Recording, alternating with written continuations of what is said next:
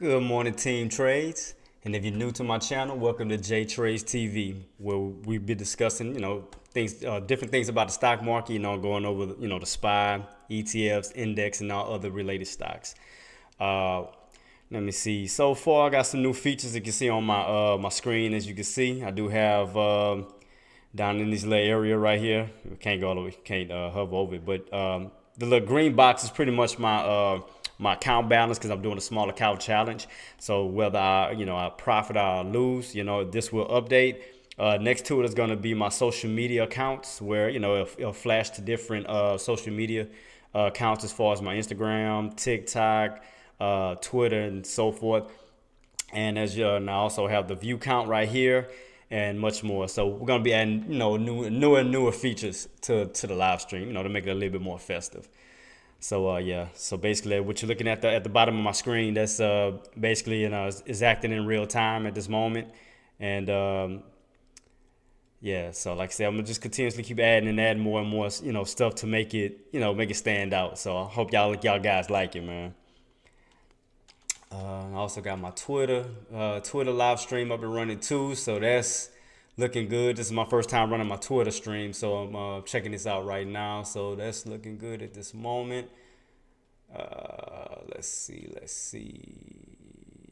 Accounts follow. So I gotta tweet that. Hope y'all guys like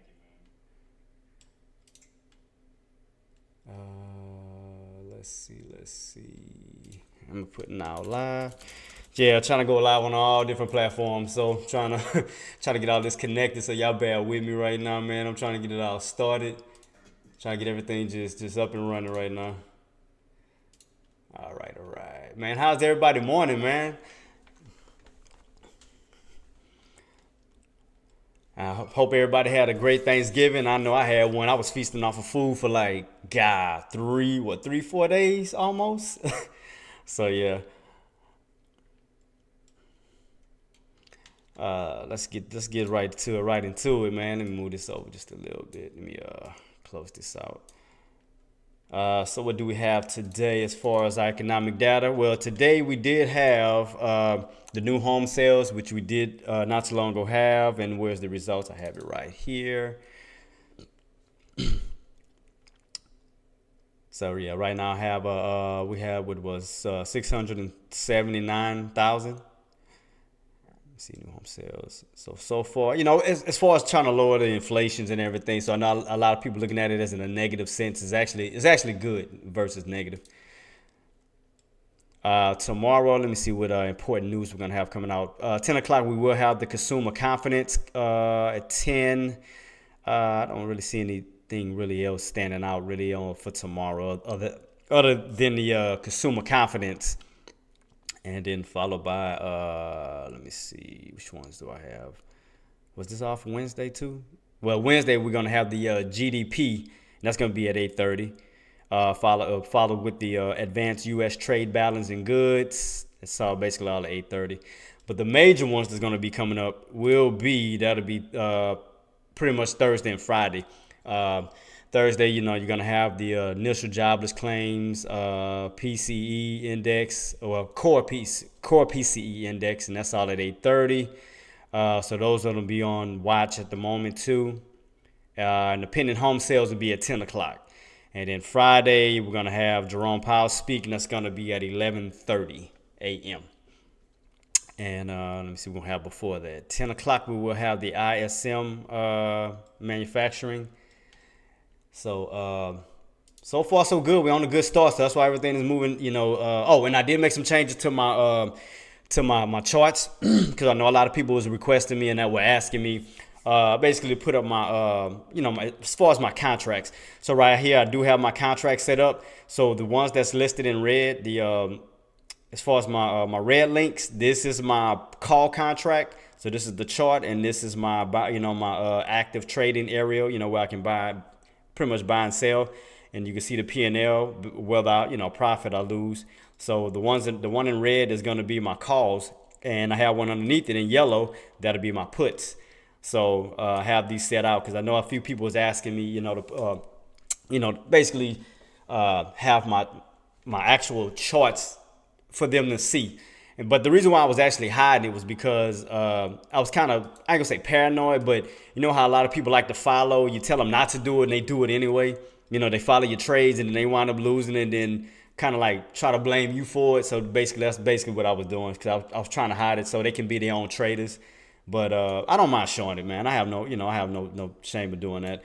But yeah, this area right here is like my contracts, you know, in real time. So whatever trade I make, you can see me basically execute on these contracts, whether it's the calls or the puts. So I have it right here, so y'all can see me do it in real time instead of having it on my other monitor, so you can see it. And I just have I just double stack my regular charts as far as my 5, my 3 minute, my 30 minute, and my daily and everything. But I did listen to what y'all was saying, and I did take the time to add in the contract areas, so you can see it in real time. Right now, I am my account has went up to 300. You remember I started off with $100, so I do have 300, as you can see right here. At the bottom in green, 309. So let me see. I can take a screenshot to it to show you the proof too, so you can show that I'm backing up my word, that I have my proof, so you don't think I'm lying. Let me take a screenshot real quick. So as you can see, right here, 308. So you can see it in real time that I have 300. So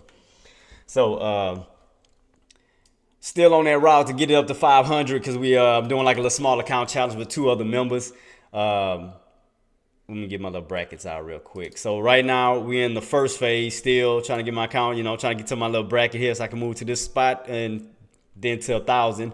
So that'd be phase 1, as I talked about before.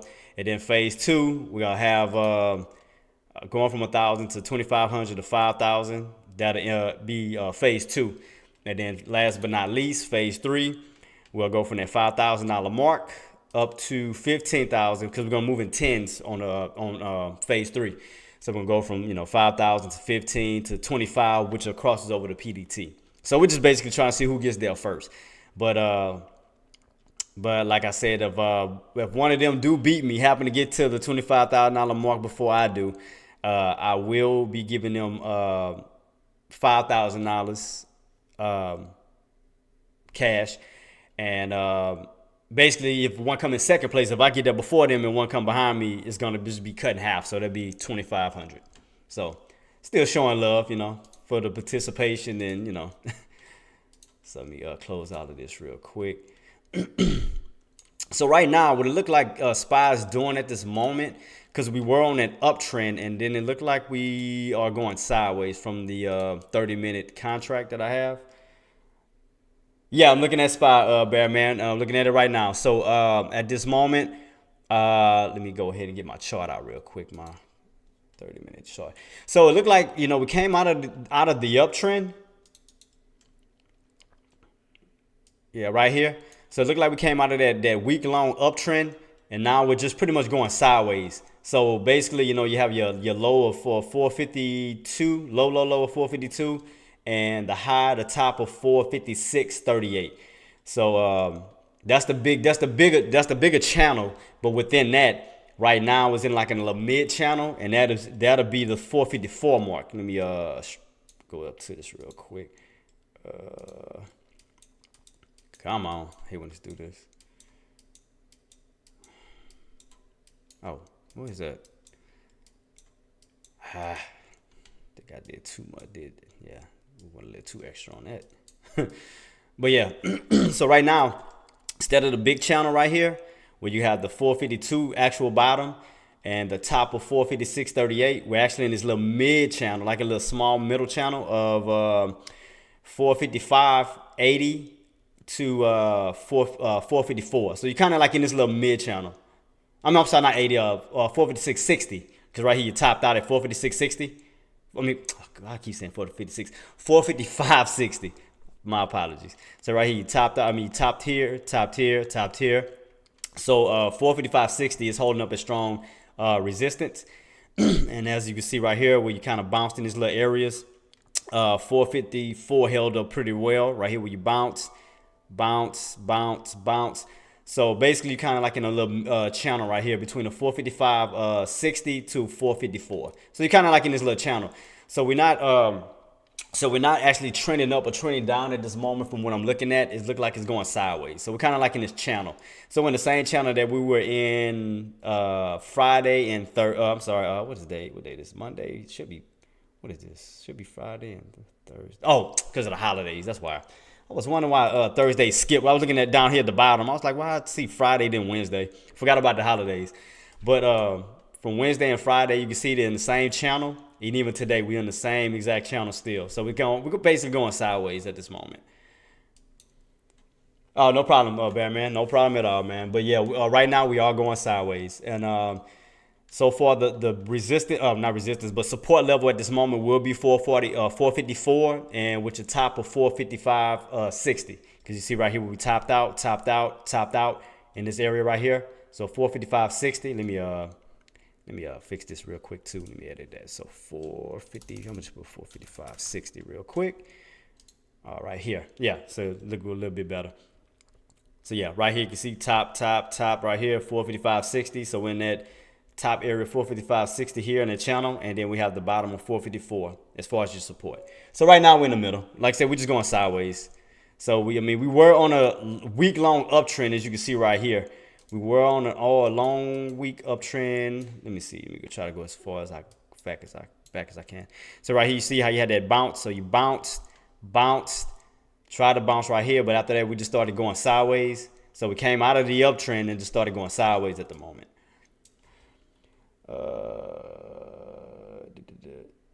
You're looking for the puts under 454 for the call. Yeah, like if we were happen to which I did miss that bounce because I was how low did we go today? Let me close this real quick. See, we didn't go all the way down to 454, which I was anticipating. See, we came down halfway, so our lower areas. Let me open up the 5-minute real quick. Open this up real quick. Okay, so on the 5-minute, what was the low here? I think our lowest was 454.08 and 454.09. I was anticipating, because sometimes you may not always get the actual whole number, in which I need to, and I got to stop doing that too, because that's how I miss out on a lot of plays, because I try to be too perfect, and I'm always trying to nail the exact like number, like 454, instead of trying to go in, a few cents above it, and sometimes that can be my downfall.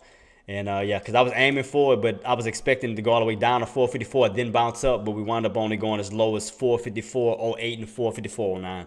So I should have jumped in, and seized that opportunity, and I kind of missed that because I was trying to be too perfect, too OCD, and trying to aim for 454 even.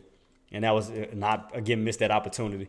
But we are sideways. You can see right here, because this time frame is today's. This time frame was Friday, and this time frame was Wednesday. And Thursday is excluded because we had the holidays. So right now we are still in this little channel at this moment. So we are like kind of in the mid area of it, which we still have to break above Monday's old higher day at 455.13 up to the 455.60 mark. So we still have to get above the Monday's old higher day. Oh, and let me also go to the price, last week's price action to show you right here. All right. So Friday, we had to open a 455.07 with a high 455.50 and the low of 454.73 with the close of 455.30. So basically everything was still in the green, last week. I mean, we still was somewhat on the uptrend, because you can see right here, even in the price levels, we were like still on the uptrend in a sense. So everything ended in green. So we're gonna see how this week pans out. Let me close this real quick. Let me see. Then today, Monday, let me check out what we have on the as far as the earnings. I don't see really any major earnings at the moment, because we already had them pretty much. 'Cause I think the last one we had on our major companies was Nvidia, if I'm not mistaken. Yeah, it should have been Nvidia that we had last week. That was what, Thursday? Let me go back to it real quick. I have it saved. think it was Nvidia that we did have that everybody was on lookout for. Not Thursday. I think it was Tuesday. Yeah, Tuesday. Yeah, so that was one of the major companies that we was anticipating last week. So with all the major companies out of the way, it's going to kind of be. I don't think it's going to be as hot because we don't have all our major companies on the board right now. I mean, we're going to have a little bit up and down movements, a little bit of impact, but not major impact like we would have had if we would have had Apple, Tesla, Amazon, Meta, Nvidia. So we got our normal retail stores, and bankings so far that I see on the earnings at the moment. So I think honestly the volume this week is really gonna be based off of the economic data. I mean, pretty much the data and volume. So not really so much on the earnings, but the economic data that we're gonna be have coming out. Oh, and I do have Twitch. I mean, I have my Twitch up and running too. Let me go to this real quick. So I'm streaming on Twitter, Twitch. I mean, I'm trying to get it. I mean, out there. I'm trying to get the platform as far as possible. So yeah, let me go to it. I probably have to mute it because I know my volume gonna be on. Yeah. So right, yeah, you can see right here I'm on Twitch as well. So you know, can help your boy out, spread the word. I'm on Twitch, and then as you can see, I got all my different links down here too. So I'm trying to get everything, just trying to get the word out. And as far as Tradecaster too, because I definitely want to show my appreciation to Sean, for allowing me to be one of the top traders, one of the leaders as far as Tradecaster. So I do want to show my respect and my love to Sean as well. So I also, no matter what platform I'm on, I'm always gonna, represent Tradecaster, of course. So, but this is my Twitch, and I do have my Twitter up and running too. So that's my first time running it on Twitter. So, trying to just get my name out there, man. And I do appreciate y'all help. I do appreciate the love and support. And as you can see right here too, as far as on Twitter too, I am going live at the moment. So again, thank y'all for tuning in, man. Thank y'all for believing in me, having faith in me, for I'm pushing as hard as I can, man. I'm only one person trying to do the very best that I can to help y'all because I want to see y'all succeed as well. So, again, thank y'all for that, man. Thank y'all for the love. Appreciate you. So right now we are looking good. We are running up to the Monday's higher day, Monday's old higher day, pretty much last week. That was around 455.13, as you can see. This is the intraday chart. Like I said, I normally don't include, like when I'm looking at these type of charts, I do have my pre-market and my after hour charts, but I normally will exclude them when I'm looking at my intraday charts, because normally, if you put your intraday charts together, they can make like a specific pattern overall, like throughout the week, throughout the month, or whatever the case may be. Because even if you look at it from this standpoint here, if I go back, you can see that it makes a whole, it's on my 5 minute. Let me go to my 30. Sorry about that. My 30 minute. Where you at? There we go. So you can see, like, with all the days, because these are individual days. This is Tuesday, Wednesday, Thursday, and so forth. But when you put your intraday charts together, you can kind of get a clear overall pattern of where the market is going, within the weeks and months and so forth. So you can see right here that we was on a nice uptrend, and then we came out of the uptrend ever since last week, and we are now going sideways at this moment. So we are going sideways. Let me see. We go back to my 5 minute chart here. Shout out to all the traders, man, who have made profits so far. Like I said, I missed it because I was too busy trying to aim too perfect, trying to get the actual bottom support at 454 when I could have jumped in one of these areas. I could have got in because, like I said, the lowest that we did have was 454.09 and 454.08.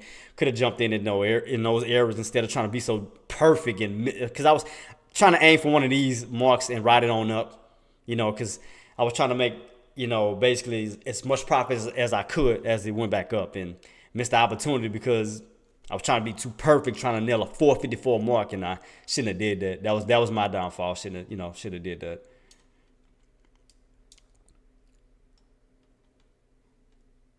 So yeah. So right now we are in the middle. So like I said, this is the channel so far that we're in. Again, at the 455.60 mark to the 454 level. Let me also go into, let me see the daily real quick. Let's see how we're looking on the daily so far as well. All right, on our daily charts. So let's see what we got here. I'm gonna put my lines back. Let me take these off real quick so you can see it clearly, more clear. Okay. So far, let me see where we at right now. See, so I got this high right here. What is 456.60? We're in this little range here of this high area here. So we topped out right here in these two areas. Let me put a line so you can see it real quick. So 456.60, we're gonna definitely have to break around that key level, because you can see right here we had this these upper shadows. Let me get a little closer to it. And move this over here. Yeah. So pretty much you see how you hit these areas right here. So we definitely have to break past these marks. It's around that 456.45-ish area. You might as well round it 456.50. Let's just put it like that, 456.50. So we round it. I mean, I always like to round it by 50s. You know, like the 50 cent marks. You know, from whole dollar, half dollar, whole dollar marks. I like doing it like that because to me it's way better. On my behalf, I like doing that. So right here you can see we hit around at 456.50 even in the past. This is the daily chart where we did try to break above it, and we came right back underneath it, and we are testing around that same area like we did in the past from here to here. So that's why we're going sideways, trying to test these high levels. And do remember, we are still pretty much high on the RSI, so we haven't had a healthy pullback just yet. And the 13 EMA is slowly moving up, you know, as far as helping it with the support level. So you can see right here, because now we moved up all the way up to what, 448.10. Because before then, you remember we was anticipating that the market was going to pull back, and as it pulled back, we was going to hit these gap fills on the way down. You know, I thought the main thing I was anticipating first that was going to clear this gap fill first here, and it probably go as low as 440. But that's when the 13 EMA was like around this area before we even got to that mark. But now the 13 EMA moved all the way on up around 448. So that's going to kind of help it with a support level in a sense. As you know, as long as SPY keep holding up in these high areas. But we are still testing in these high areas, because as you can see right here, I mean, the higher and higher we get, I mean, those rejection levels going to get stronger and stronger and stronger. So you can see right here, when as high as actually 460, it wasn't doing the intraday when we hit 460, was doing pre-market. So when we hit 460 exactly at pre-market, then that's what started the decline, and we started coming all the way down from the 460 marks all the way down to the 450s, back down to the 440s, back down to the 430s. So right now we are getting at these high levels of resistance. So, but we could still see a move up to the 460 area where we did get rejected at in the past. So we still can break and go up here and then start to see the move back on down. But we are due for a pullback, because I mean, we have not had a healthy pullback in a while. I mean, you can see this clearly. Like, these are healthy pullbacks. We have a nice run back on up, but I mean, we had these little small pullbacks, but we have not had a healthy pullback just yet, which will make the decline even more, you know, dramatic. Because I mean, especially coming down to these gap fills here, because you got 1, 2, and 3. So you got these 3 gap fills to still cover on the downside. And then even on the RSI, even if I go to let me go to stock charts right quick, stockcharts.com, stock charts. So if I go to SPY here, I mean, we still kind of coasting on the RSI. Where we at right now? See right here. So we still overbought as far as on the RSI on the daily at 70.93. But if I go to weekly, I think weekly is still not. So we had 61 on the weekly, and on the daily we at 70s. But I mean, we still getting at these high levels, pretty much. So whether you look at it on the weekly or the daily, I mean, we still pretty much getting these high levels, because you can see right here, every time that it got around that 70 level on the RSI, we came right back on down, and we ride at this key level still around this 70 on the RSI. All right, let's see. So yeah, we are testing these areas. So I mean, if we could break back above 456.50, I mean, we could see a possible run up to the 460. because we could see it. We potentially hold these levels because we haven't had a major pullback just yet. Let me put my lines back on my chart like I did. There we go. Now I can take it off. Feel a little bit better. All right. Go back to my 5 minutes. So right now we're still coasting in the mid area of the channel from that 456.50 area, 455.60 area to the where 454 is. So we're kind of in the middle, mid area, which we still have to break Monday's old higher day of 455.13. So right now we are still going sideways since Wednesday. I'm sorry, Wednesday, then Friday, because you remember Thursday we had the holidays, and then now Monday. So we are still going sideways at this moment. But man, other than that, man, how was everybody holiday, man? I mean, did everybody eat good? Like I said, I had plenty of leftovers. I was tearing that food up because I was making sure I saved enough so I didn't have to spend money on fast food. Cause man, like everything going up in prices, fast food, everything. It's like, man, you got no choice but to start cooking. So that's what I started doing. I started doing a lot of cooking, basically food that'll last me for a good 3-4 days. So that'd be less money I got to spend on DoorDash and, man, all this unnecessary food that I, basically would buy on a weekly basis. I'm like, oh man. Man, Bear, did you do any trades, anything? Any guys, y'all did any trades so far at the moment? Hit me up in chat. Let me know what's going on in there.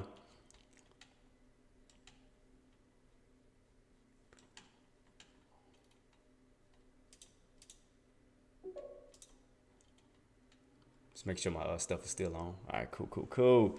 Same here, boss. Sitting on my hands, doing the same exact thing. Sitting on my hands. Man, how y'all liking the new little indicators, the little things I got right here, man? The little bars at the bottom of my screen, man. I did this for y'all. Like I said, the little green bar, like I said, that's my account that I have so far. Starting off with the small account challenge, so I went from 100 to 300. And as you can see in the middle, my social media changes. As I talk, and then I have my view count as far as my YouTube and my Facebook. I'm still trying to get my Twitch to show up, but for some reason I'm having issues with that. That's what I need to check too, my Facebook. That's probably why the count ain't up either. I don't even know if I even got that one up and running yet. I think it said it failed though. Last time I checked it. Let me see. Because some reason I'm always having issues with Facebook's live for some apparent reason. Yep, failed to start.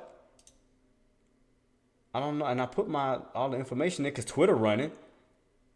I see the numbers moving. Twitch is running, but for some reason I can't get Facebook to go live. For some apparent reason, I'm gonna have to check into that real quick. I mean, I'm gonna do that later. I mean, that's not important at this moment. But right now we are still on the, like I said, we are still in the mid area. We are still trending at this moment. We still have to soon start going over that lesson, man. We've been supposed to jump on this lesson a long time ago, as far as the Breaking Bad lesson. Man, Bear, have you went over the lesson with me as well as far as the ELEE lesson here? If not, I mean, I can hurry and break it down to you, boss, on what it is, since you are on chat at this moment. The ELEE, which means environment, levels, entries, and exits. Let me see. Open up my thing real quick at this moment. And for those who don't know what it is, I'm gonna break it down real quick. While we just basically sitting on our hands at the moment. ELEE is pretty much environment, levels, entries, and exits. So basically, I break these down in order because as far as your environment, you have to understand the environment you are in. And what is the environment? The environment is pretty much the different states within the environment.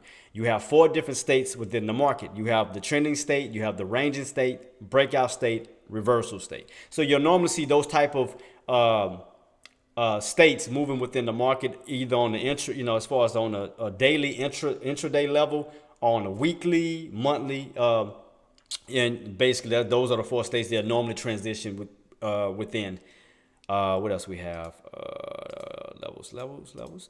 And with the levels are the determined price point of support and resistance levels in the market. So basically, that's the next step. Once you familiarize yourself with the environment. Next thing to do is now go into the levels, understanding your resistance mark, support areas, so you know exactly where you want to get in at as far as putting in for a short, putting in for a buy, call, put, whatever the case may be. And then, as you already know, what entry and exit is, this is the desired price point a trader chooses to enter a stock.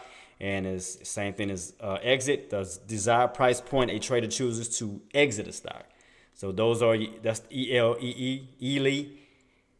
So I always stick to the same, because I normally use this method. I say normally, I always use this method because I always want to familiarize myself with the environment, then my levels, and then my entry and exit. So I go through that same thing every single day. I never change it. So, see, just in case for a few people that didn't know, because I know I got a lot of things up and open now as far as my Twitter and everything. I still need to try to get my Facebook though, the Facebook Live, because in case people are on there, they need to see it. Let me see. Can I get this up and running? Let me see if I can try to get this real quick as far as my Facebook Live. I don't know why, but I don't understand why is it not showing. That's crazy. Okay, go live.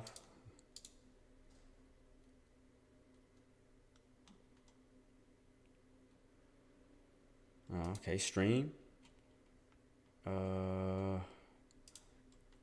Okay, I got my stream key like I normally do. Okay, so why is it not going live? I don't get it. Public, post time, go live. Oh, it's probably what I didn't do.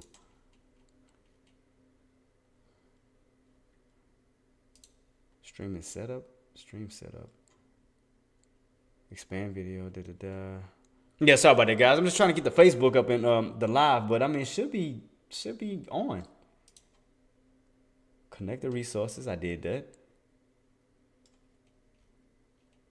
I have no idea why. So I can never get the Facebook Live for some apparent reason. I don't know why it doesn't show for some apparent reason.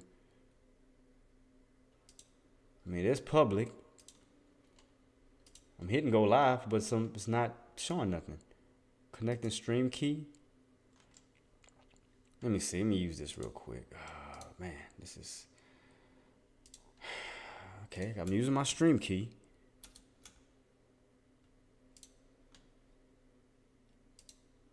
And it's still not starting. See, I don't understand why is it not connecting? For some apparent reason, I can't get it to connect my Facebook. I have no idea. Why is it not connecting?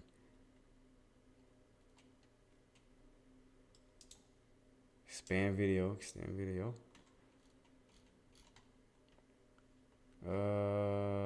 Post time. I got that already. Stream. Ultra low latency. Yeah, I got all my stuff. It's like I don't understand why my Facebook why is it not streaming for some apparent reason. I always have trouble with Facebook for some apparent reason. I don't know why. What's your live about? Oh man, I gotta post too much crap. That's the only thing about running these multiple lives, man. You gotta do so much. God. All right, cool. Let me see. Let me see if it's gonna do it now. Will it now? Can I go live?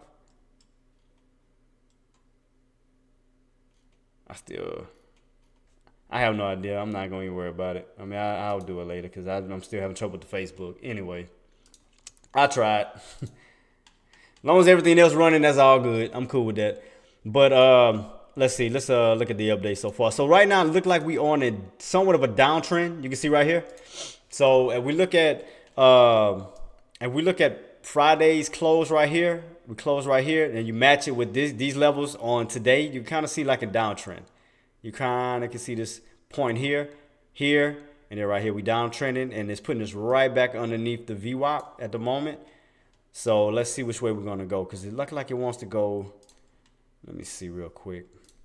So even if I put it this way, so it's kind of in between whether it's gonna bounce off this key area and go back up, or whether we're gonna still hold down the downtrend at the moment. Look like it want to crack though. So let's see what's about to happen at the moment. Oh, yep, it's cracking. It's cracking. Let's see. So basically, we're underneath 454.50 at this moment. You can see right here, we're underneath 454.50. So we still have a bottom support of 454 here. See, that's what I was anticipating this morning. I was waiting on the 454 even, and then start to ride it back on up. But it didn't go all the way down to the 454 area. Like I kind of wanted this, and then that ride back on up, but I didn't get it, and then wound up missing the opportunity. So I was like, man. So let's see. Man, but how's everybody else trading, man? How your trading going at this moment? Like I said, man, if y'all need help with anything, do feel free to just hit me up with anything. Y'all need me to go over any stocks, related stocks, just let me know. I'm here to check it out for y'all. I also got my YouTube up running too. YouTube is up and running. All right, cool. That's looking good. Yep, still getting that pullback. So that downtrend is still holding at the moment. So we are still in this downtrend area. Would you jump in on the spot for puts? If we can, to be honest, Bear, like it's two different levels that I would look at. Because right now, for sure, the 455, the Monday's high day is for sure holding as far as resistance. And then you have this open. Today's open was at what's today's open? At 454.65. Because normally, all right, Bear, normally what I do, okay, if I am looking for a put, I want to try to get these high levels like this, where I know it has room to start to come back down versus, trying to buy here, thinking it's going to fall, and then it goes right back up. So I want to get in levels where I know it could come down. So right now, and that's where your pattern comes in at. So I get, like, if I would have noticed this downtrend right here, I would have gotten to these key levels where I know that downtrend is holding. So that was around Monday's high. And when I started to come down. But you see, once you get into these high levels, you have more success as far as your profit versus, trying to get right here thinking it's going to go down and then it goes right back up. So you do better as far as puts getting to these levels, like where it held up as resistance. You always want to get into those areas where it, you have more profitability, if that makes sense. Let me see. So looking from here, it looks like the open itself could hold up as resistance because you can see that pink line because you got rejected. You came down, rejected, then it acted as support. Then we came right back underneath it. So you kind of see rejection. So it's kind of like that 454, 454.65, I think was the open today. Yeah, I see it up here. Yeah, 454.65. But I don't like getting it. I'm personally, I like getting in the area. Okay. The way I trade, I'm a whole dollar, half dollar person. Meaning like, okay, say for instance, I'm getting in for a put. Let's just say for instance, I would like to get in at around the whole number. Say for instance, I was trying to get in these levels. I would try to get in at 455 for a run down to like 454.50. And that 454.50 can't hold. See a run down to 454. So I like to play the whole dollar, half dollar mark where I know it has room to run, before it either hits resistance or support. So, like if I'm buying, I want to get in at the whole dollar mark at 454, where I know it can run up to 454.50 because you're in the half dollar mark region where it's going to probably test and then either make a move on up or move on down. But at the same time, you have like a 50-cent cushion. So if you have 1,000 shares from 454 and it runs up to 454.50, that's $500 you have right there. So you just made half of that. And then if you do happen to break past that 454.50 and runs up to 455, now your 500 goes up to 1,000. But you see what I mean? How if you play it off this like the 50 cent range, you can look at the profit levels depending on how many contracts or shares you have. So that's what I like doing. So I don't like just hopping in random areas. I like hopping in the areas for sure where I know I'll have more profitability, pretty much. But like I said, also you can base it off of your patterns because right here is a downtrend. You can see right here, you got rejected. So you can kind of see right here that downtrend. You can play it off of the pattern too. But let's just see. I'm gonna look at what SPY does because SPY normally what it likes to do is it look like it's falling, but then it'll jump right back. You see how I got that uptrend? Look how you see what I mean on how it acts. It likes to pull itself right back up and then starts to go the opposite way. So that's why I kind of like to sit on my hands and wait for certain key areas instead of getting in the middle, pretty much. Because the middle is kind of dangerous, because the middle, you don't know which way it's going to go. To me, like when you're in like in the mid area, especially within a channel pattern, it's kind of like indecisive. You don't know whether it's going up or it's going down. So that's why, okay, if we are in a channel pattern, I like to get in at the bottom as far as a call, and I like to get into the top as far as a put. So you can kind of see how it plays off in the channel real well. So you can see your bottoms right here. It came around the 454 area for room to run up to the high here, and then come right back on down. So if you look at it from a channel standpoint, this is your top, this is your bottom. But never really get in the middle, because you don't know exactly which way it's going to go, because the middle is like indecisive. So that's why I say getting comfortable areas. You don't necessarily have to get in whole number areas or 50 cent areas like I do. You don't have to do that. You don't necessarily have to do that. Like I said, you could trade it off of patterns alone. You could trade it off of a channel pattern. When you see you have clear areas of resistance, where you know if like you was getting in for a put, where you have room to come on down, versus getting in the middle where it can go right back on up. Putting yourself in that type of situation. So once you establish yourself with either a pattern of a downtrend or a pattern of a channel, then you can go from there, to decide on exactly where you want to put your puts in. And not only just paying attention to the pattern, see exactly where the price levels are at within the pattern. So you can see it hit right here. That was Monday's high day of 454.13. And I had that written out since last week. And you can see Monday played right off of it. So last Monday higher day is affecting this Monday's intraday, if that makes sense. So from Monday to Monday, you can see it. Monday's old high day is actually Monday's now resistance, which is why I always keep my high days. So if we ain't breaking above it, in those type of cases, I keep that, because that can hold up as resistance in the future. So that's why, and as you notice, I had this last week, and look what happened in the present. Look how SPY reacted off of it. So that's why you always want to always remember your high days, lower days, because your lower days can act as support as well. Your opens, your close, especially when you don't have your indicators involved, as far as your 200-day moving average, 50-day moving average, your 13 EMA, for as far as support and resistance. Then you got to kind of go off a natural support and resistance, which is your open, close, highs, lows, pretty much like that. So right now, without the indicators being involved, now you have to kind of go off a natural support.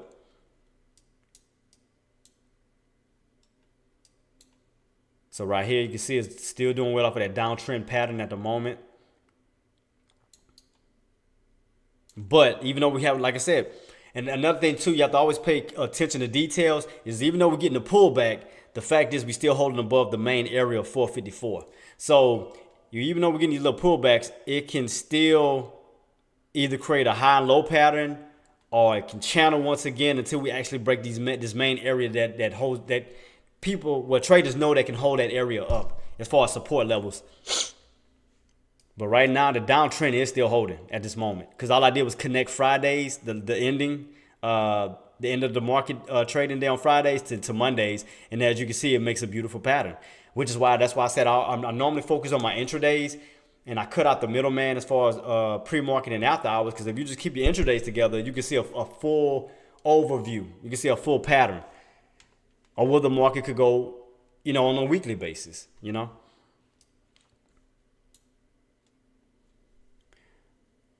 Oh, no problem at all, man, Brad. No problem at all. But yeah, but that's why I play it. Like I love using my intradays.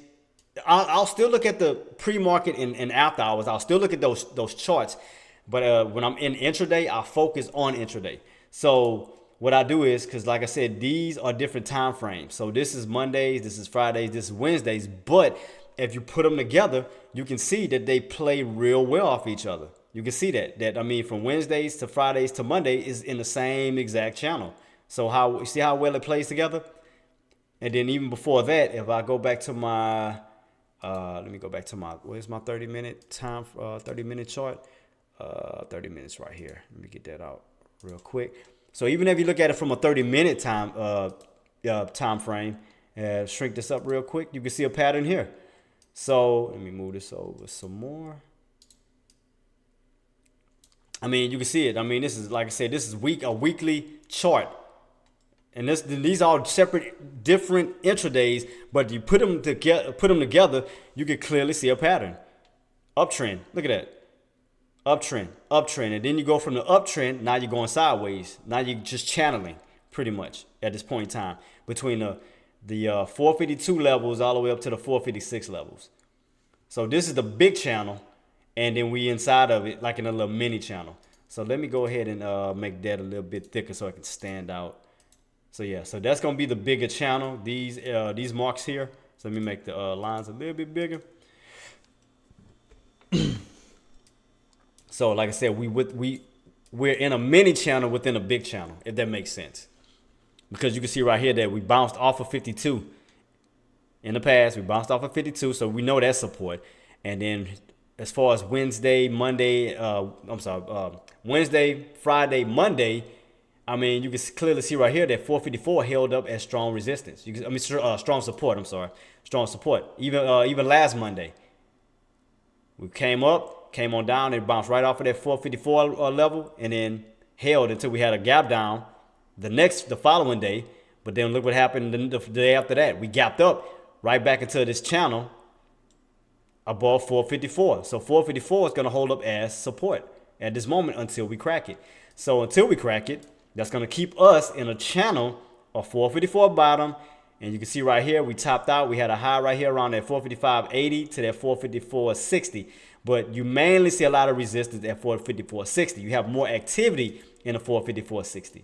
So this is the reason why I have two price levels.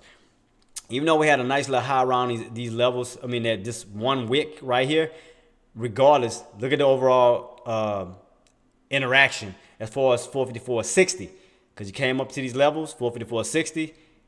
So you have more interaction around the 454.60, which is why I put that. I chose that area of the channel instead of 454.80 and anything else, because I see more activities as far as resistance in this area here. So I see activities as far as the support area around 454. You can see right here clearly. We had these little bounces, came right back up. Bounce, came right back on up.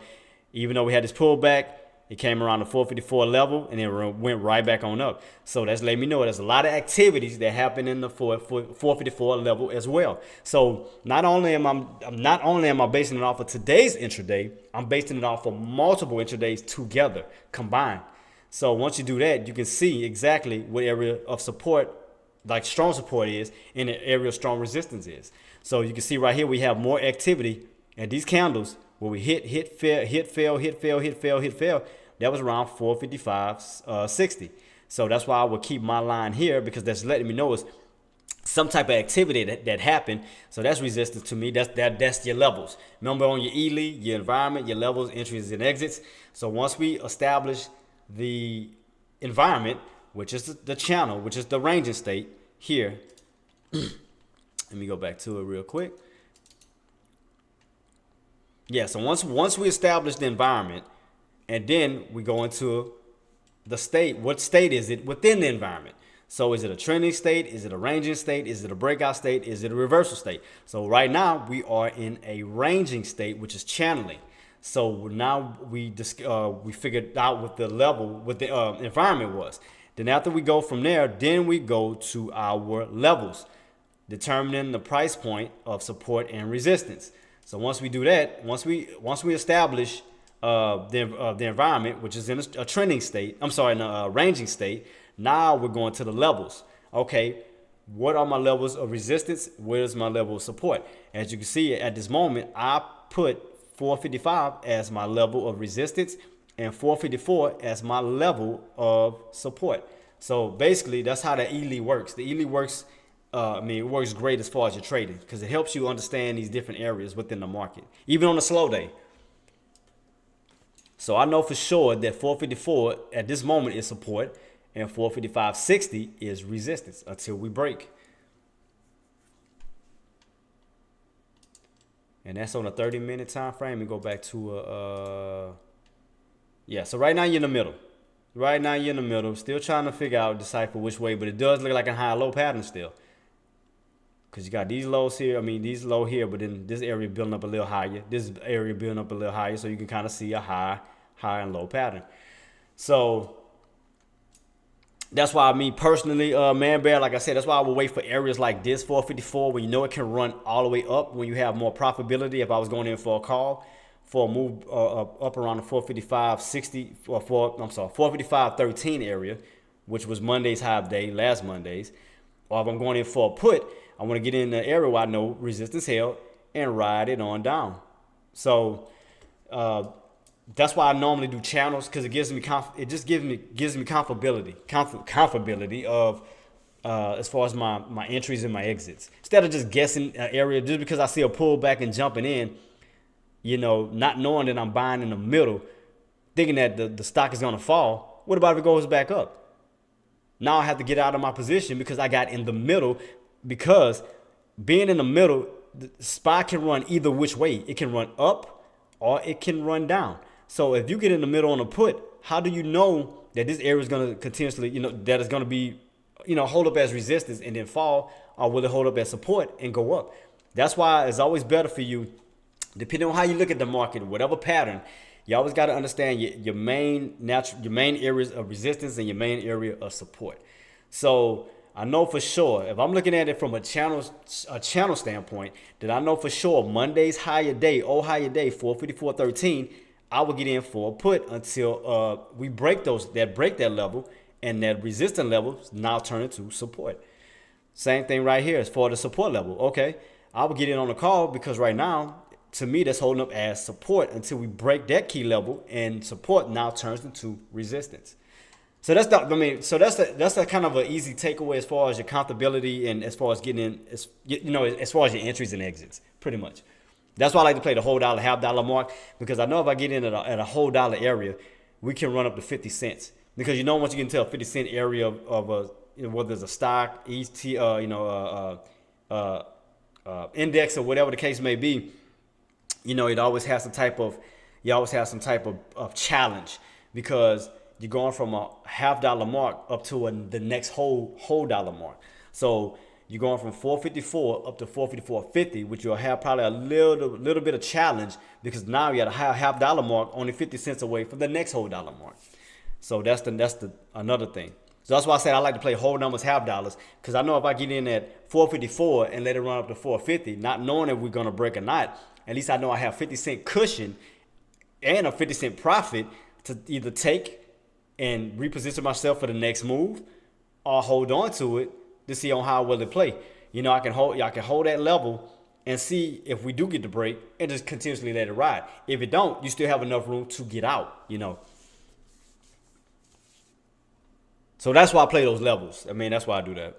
I try to give myself enough comfortability instead of trying to just guess and jumping into these little random areas. You gotta find a place of comfort, but also know what type of trader you are, or what fits you best. A shorter, a person that shorts, a person that goes long, a person that does calls, a person that does puts. So you got to figure out which one is more comfortable for you, which one are you better at. And once you figure that out, focus on that, because I know sometimes it's hard to try to do both, especially when you're just starting, trying to figure out, because you'll throw yourself off trying to bounce from puts to calls, and then you'll wind up missing the opportunity on one of them. So my thing is, if you have this one track mindset where you can't do both, well, just focus on just the opportunity on whatever side. So if you love doing puts, then wait for a put opportunity. So once you establish the area of resistance, then wait for a SPY to test this area again, if we do test this area, and then start to short, because you already know that this area holds up as major resistance. So because this area took you from 455.13, the high of day Monday, last Monday, all the way down to 454.25. So we know right there that that's gonna hold us some type of strong resistance until we break above it. So we know for sure that this area is strong resistance. But like I said, buying in these levels like this at this moment, it just is a little tough. It's a little challenging, because again, you don't know exactly which way we're gonna go when you're in these mid areas, because you don't know if volume will start to slowly move back in to SPY, even though it looks like it's dropping, and then start to push right back up, or we may lose volume and start to move down. But that's what I'm saying. It's indecisive. You don't know for sure. At least if you know in these high areas here, we know that resistance is here. You look down here, we know support is right here. So, but when you're in the middle, it's indecisive. You don't know exactly which way we're going to actually go. It may look like it's going up, and then it wind up going down. It look like it may be going down, but then wind up going up, you know?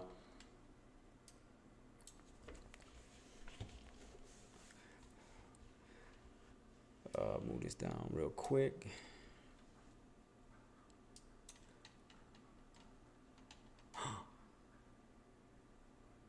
Whoa, what happened to my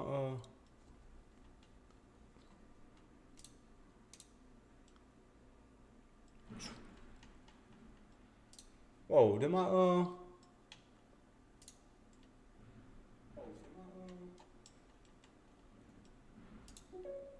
Oh, here we go. I was wondering what happened to my let me see. I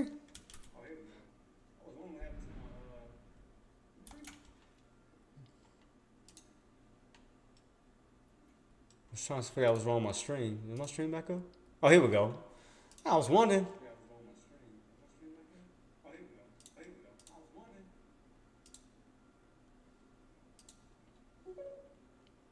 Man, that's what happens when you're trying to open up multiple yeah, man. Yeah, it's like when you open up multiple streams, it's like, man, one of them was just shut down like randomly. I'm like, cause it just went off. I didn't even press anything. Yeah, I didn't press anything. It just randomly did that. Cause I started to see one on my, cause I was looking at my view count and I was like, why is he just one? Cause normally I got views on my YouTube and stuff is moving. I'm like, why is he zeroed out? I knew something wasn't right. Oh God, I don't repeat myself. Yeah. Yeah, sorry about that, Marty's, man. It's Marty Z. It's like, man, it just the minute you got multiple streams open, you gotta stay like on top of every single one. It's like, man. I be trying to catch up, like keep up with every single one. It's like you never know which one shutting down while you talking is crazy. I didn't know Tradecast was even down. See, I think it's doing it again.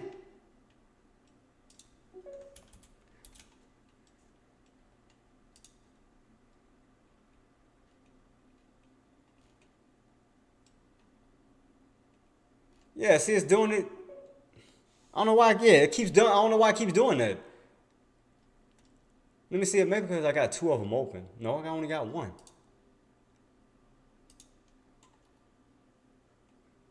All right, I'm gonna keep my eyes on it because it's showing that it's live, it's active. I just don't want it to shut off again. Yeah, shit, saying active.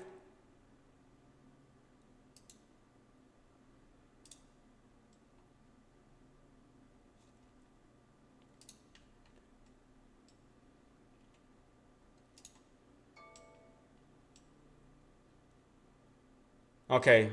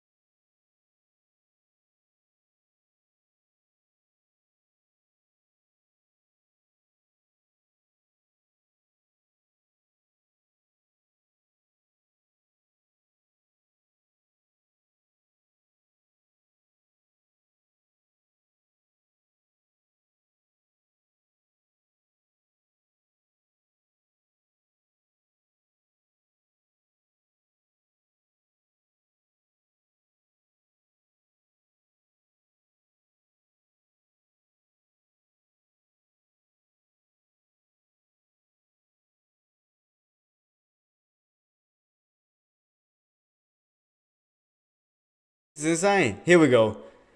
Dude, what is going on with my stream today, man? God.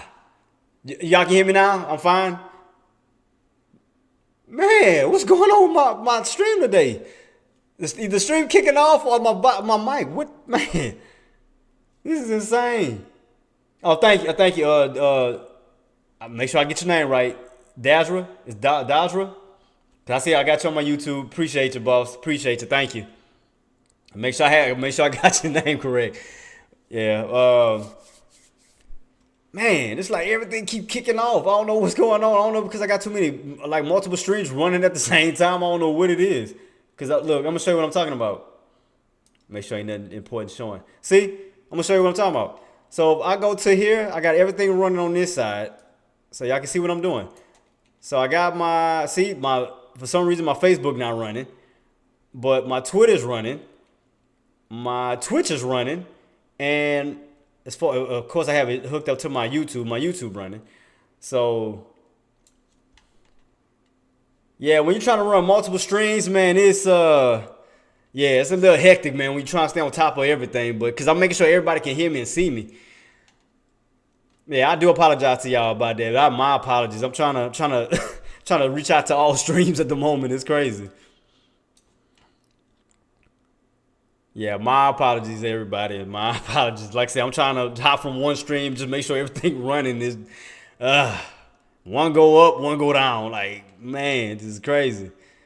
But my apologies. I do apologize about that. I mean, I'm trying to get it up and running. I do apologize to you. But okay, let's get back to game planning. Let's get back to game planning. What we got. Okay, so we are back above the V. That's why I was telling you, man, Bear, don't go in just yet as far as a put, because again, especially if you're in the middle of a channel, we don't know exactly which way that that SPY could go. It don't matter if it's SPY or stock, whatever the case may be. If we are in a channel pattern, it is very tough to decipher on which way we're going to actually go. So if you were to get in right here as far as a put, who's to say it's not going to go run back up exactly what it's doing? So it could go from a red to green.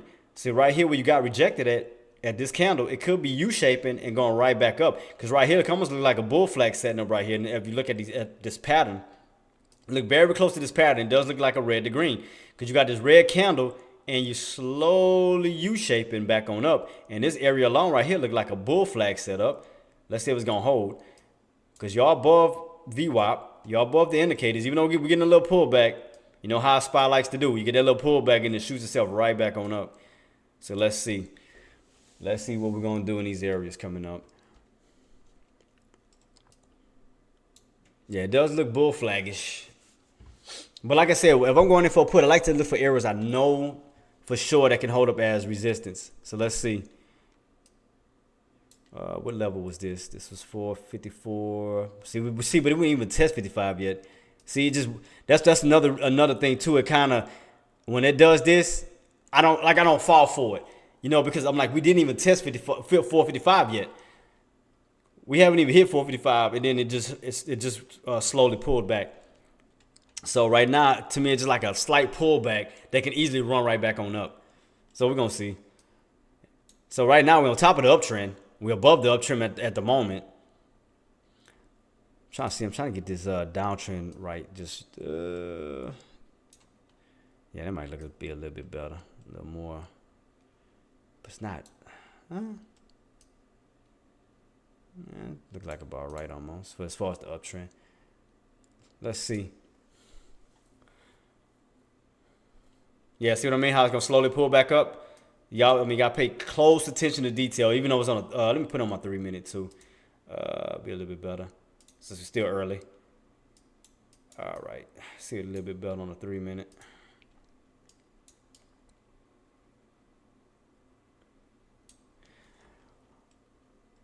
Let's see. So it still looks like it's building higher lows in a sense. You see that? See, this is your bottom here, but it's like it's somewhat been like a higher low pattern.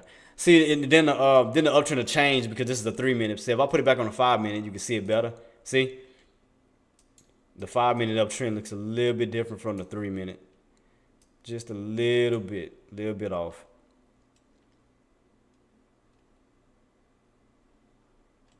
Yeah, see how it looks? Almost look kind of like a bull flag. You see how that pattern looking? It's looking right here. Kind of look bull flaggish. So I can see, because I want to be convinced that it's actually, that we actually getting broken down. I want to see it get below VWAP. I want to see it get below the open and stay underneath the open. I don't want to see it bounce in this area where I know this is support, because not only do you have the VWAP, you have the open, you have these indicators that can actually prop this up as support and actually go back up. So that's why I just want to keep my eyes on it right now to see exactly which way we're going to go. But it just does look bull flaggish, as if this is going to turn into a green candle eventually and start to go back up. So we're going to see. I'm going to keep my eyes on it. Because to me, it's just not it right now, because we haven't even ran all the way back up to the 455 mark. That's why I wasn't convinced that this was the actual pullback just yet.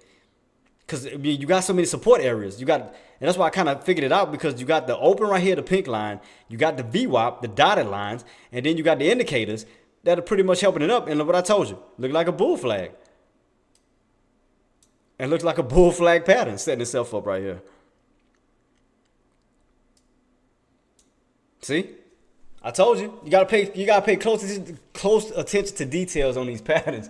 Especially because a lot of people just jump in just because they see a red candle, not really understanding the full detail, like the concept of, the situation. Because you got to also understand that you broke above the downtrend. The downtrend can also act as support too. Because you can see right here on this red candle, we bounced and went right back on up.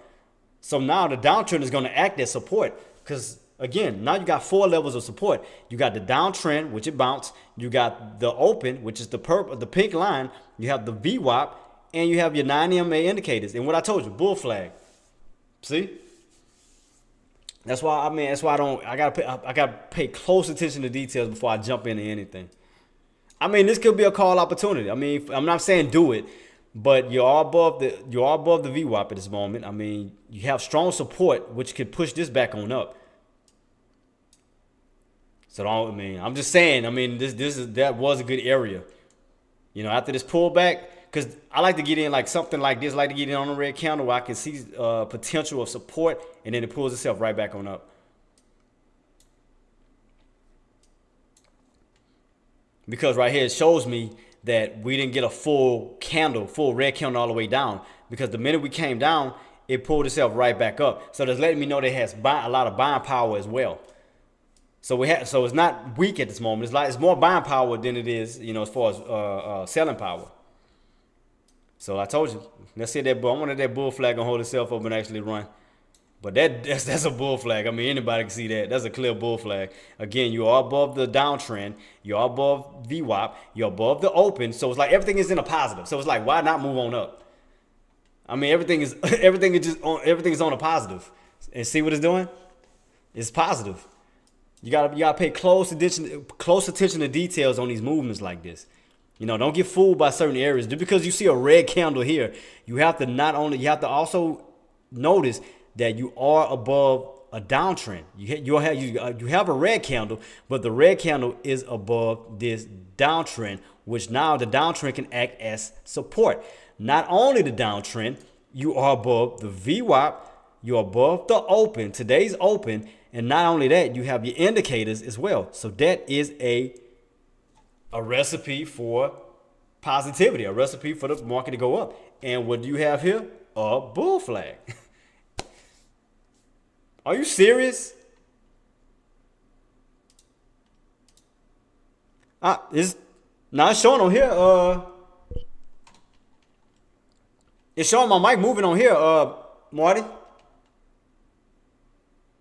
My volume level is moving. You sure it's not yours? Let me see. Let me turn on my live. I can hear it. It's not on mute. Yeah, it's not on mute.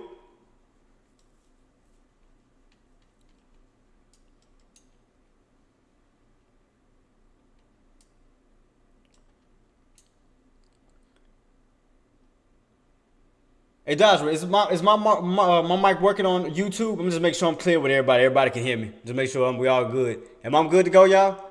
Okay, Mika. Thank you so much. Appreciate you. Because I can see my audio, the volume level is moving.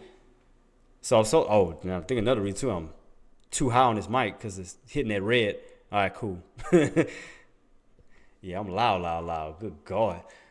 But as I was stating, you can see the bull flag. I mean, you always got to pay close attention to detail, team. Like, again, all I did was take Monday. That's why I told you I love putting my intradays together. A lot of people don't do it, but I do it because, and the reason why it benefits me because I can see certain patterns that a lot of people may overlook. Because had I would not have put my what was this Friday's intraday? Had I would have not put Friday's intraday with Monday's intraday, I would have never caught this downtrend pattern right here.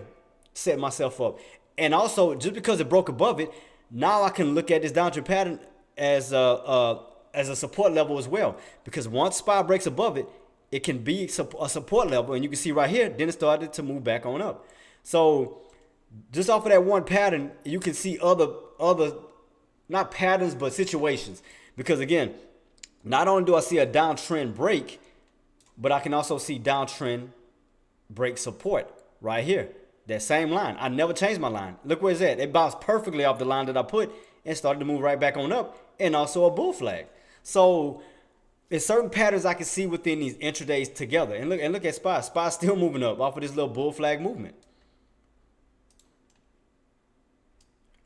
And that's why I felt this wasn't the end. When I seen this red candle, I'm like, we didn't even go all the way up to 55 yet. So I'm like, we went down. It got to pull back before 55. It has to start testing around these areas first because you haven't gotten to strong resistance levels yet. That's why I wasn't convinced.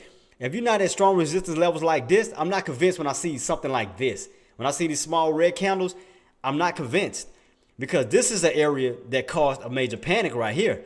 This showed me and told me this is an area of resistance. This is something to fear. But when I see something like this, and we haven't gotten to the whole number, up to the major areas of resistance, and I see a small red candle, I'm not fooled by that. Because again, you also got to pay attention to details. You got above the VWAP, you're on an uptrend, you're above the downtrend, you're above the open, and your indicators are holding you up. So everything is moving on the upside. So you got to pay close attention to details when you see this. So had you would have noticed the uptrend, you could have got in even here on these movements here. As far as you see this red to green, it went straight to a red to green and then into a bull flag. So it went from a U shape, red to green, into like a bull shape formation. Let's see if this area gonna hold, because now we're testing around the 455. Because now we're gonna see if 455 is gonna be resistance, because it's testing around this area finally. But this little area right here, I wasn't convinced. See, I told you. That's why when I seen it hit here, I wasn't convinced until we got here. Until we got to this level, 455, which is a whole number. What is a good entry for calls?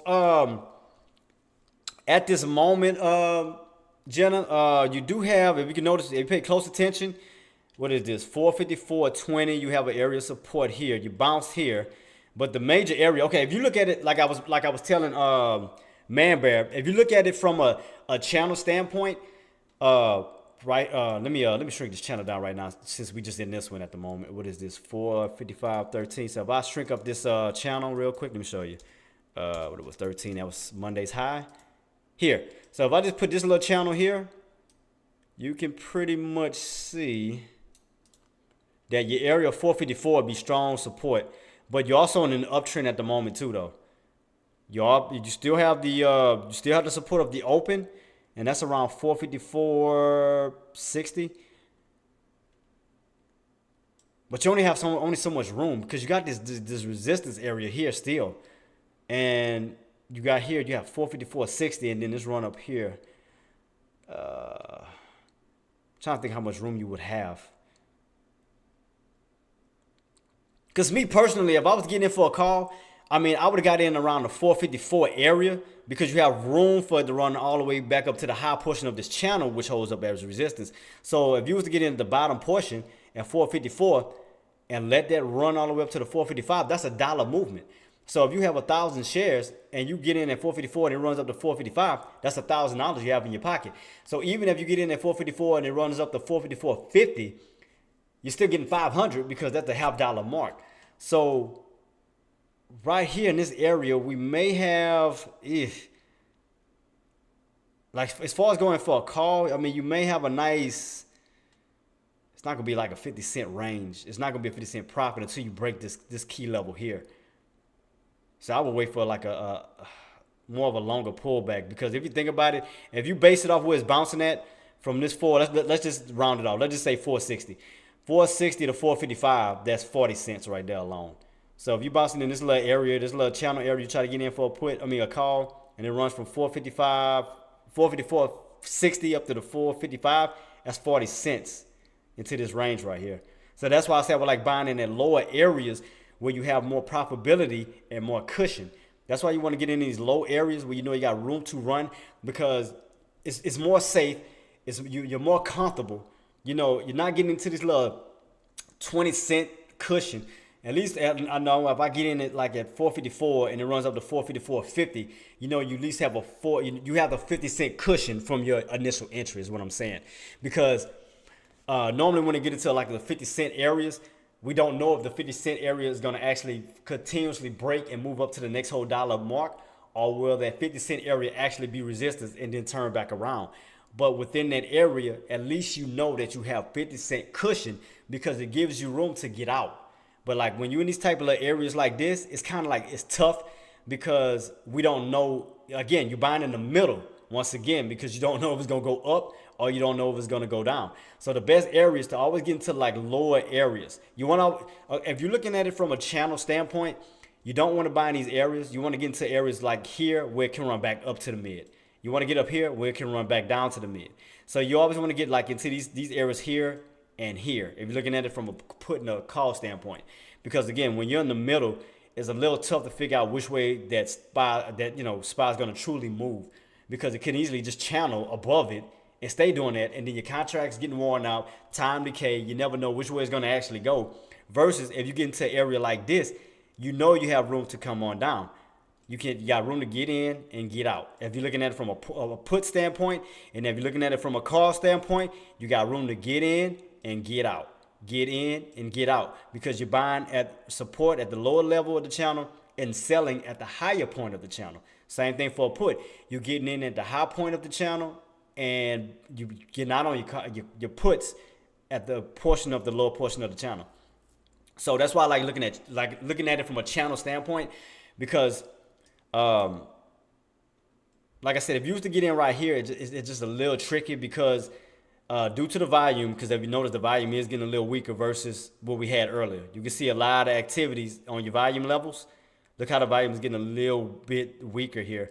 So you don't know if it's going to just channel right here in this little area, which is not going to be a lot of profit, because especially if you're on the contract, the time decays and the contract becomes more worthless, and especially if you're not getting a major move at that point in time where you can easily get in and out. Because trust me, I've been stuck in a lot of them like that. I used to put myself in those positions before I started to understand on how powerful a channel pattern can be. Once you start to frame out the channel and you start to understand your resistance and support levels, where you know you have activities to get in, get out, get in, get out, versus just kind of staying stuck in these little areas kind of like this is a little tough. Where that time it's just moving on by, and you don't know exactly which way it's gonna go. Like this type of crap here, like if you would have got in and it's kind of just moving sideways, and your contract is just getting ate up and it's becoming more worthless and worthless. But as far as buying wise, Jenna, I'm sorry. As far as a call, I would get into a lower area until we break this main area of resistance that can turn into support. But right now you're still underneath it. So you're underneath 455 at this moment.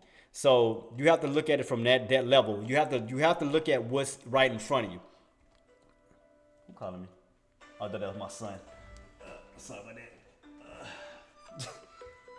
Yeah, I thought that was my son calling me. Because that boy loved to call me for some Robux. That boy, oh my God, I ain't never seen somebody spend so much money on Robux.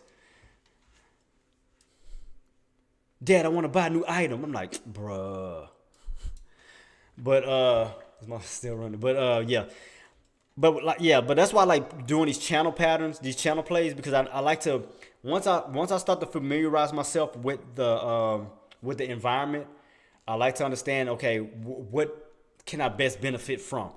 Okay, once I start to establish my resistance levels, My support levels, now I have to figure out which way do I want to go. Do I want to go in on a call? Do I want to go in on a put? Which one I'll benefit from? So I see right here in these high levels, I can see right here we're getting closer and closer to resistance. Closer and closer to resistance. So if you was to go on the call, it's like a small portion you're going to have from this here to here. Because you got to remember, we haven't broken this resistance key level yet. We got rejected right here at Monday's high of day, which is 455.13. So you have a small window from here to here versus if you were already down here for a run back on up. But right now you're in a small window here versus here. You have way more room because you're buying damn near at the bottom of the channel for a room to run on up. Right here, you're kind of at the top portion already. Well, we don't know if SPY is going to break Monday's old higher day, that resistance level. Because you can see right here, we got rejected. So right now, where we're floating at 454.87, and you have what, 455.13. So you have a small window of opportunity to, to make profit. Because again, we don't know if it's going to break. We don't know if 455 is going to break, as far as on the upside, or what's going to, that resistance is going to continue to hold. So that's why I'm saying, Jenna, like anytime you want to get in for a call, you want to get into areas where you got room to run. So right here, see, let's see what's going to happen. So you'll have like I said, you can get in, but you'll have a small window of opportunity. Let's see what's going to happen. Because if you would have got in the 50-cent area, you would have had a 50-cent cushion. You would have had if you would have got in at 455.50, you could have had it run up to the 455 level. Because again, you got to think about whole number marks. Whole numbers can act as support and act as resistance. So you got to think about it on that level. So while you're underneath it, it's resistance. So the best thing to do is when you're underneath the whole number, you got to use the brackets as far as the 50-cent range. So if 450, so say for instance 454.50 was holding, 454.50 is a good entry because then you can ride 454.50 all the way up to 455 because that's a 50-cent cushion. Even if it don't work out in your favor and it comes down, you still have room to get out without panicking. So the first thing, when you do get into these entries, you always want to have cushion too, because the market is always going to have some type of pullback when you have these little levels of, red, green, it's not going to always be a shoot straight on up. You always want to put yourself in a comfortable area where, even if the market does get these little slight pullbacks, you're comfortable because you're buying at low key areas where you can allow the market to do these little pullbacks because it's nowhere near your entry level, which is why I was saying, that's why I would have got in at 454, because that's what I was aiming for, but it didn't go all the way down, and let it run, because your first bounce is always your strongest bounce. But I would have got in at 454, go all the way up to 454.50, especially if I would have had 1,000 shares. That's $500 right there. 454.50, that's 500. If everything is still holding up, and let's say 454.50, it breaks 454.50 and run up to 455, that's $1,000. That's an additional 500. So yeah, right here, nothing was wrong with getting in here. Like I say, you just have a small window of opportunity because we don't know if it's gonna break 455 that Monday's high day. So you could get in. You could have got in at these areas. You could have got in here and then run on up. But you'll be running right into resistance because, again, we don't know if 455 is going to break or if it's going to hold up as resistance and come right back on down. We don't know. We don't know until it happens. So you got to go with you got to go with what you see right in front of you at this moment.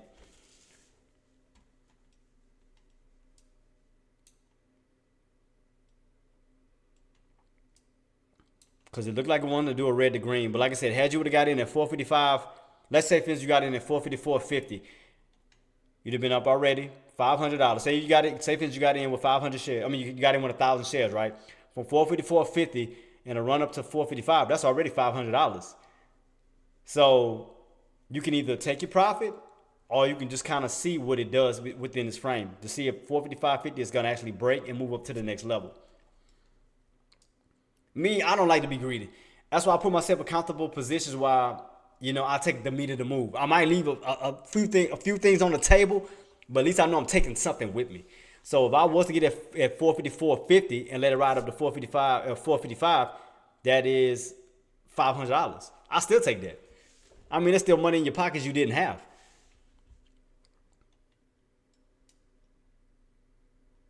And like I said, and even if you didn't want to get out, it just, as long as it stays above 455, because say for instance you got it at 454.50 and it gets above 455 and holds, just you good. You're good right now.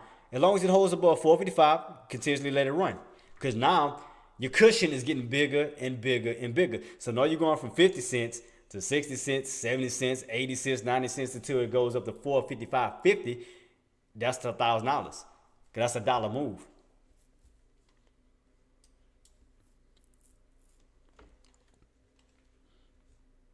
And also, uh,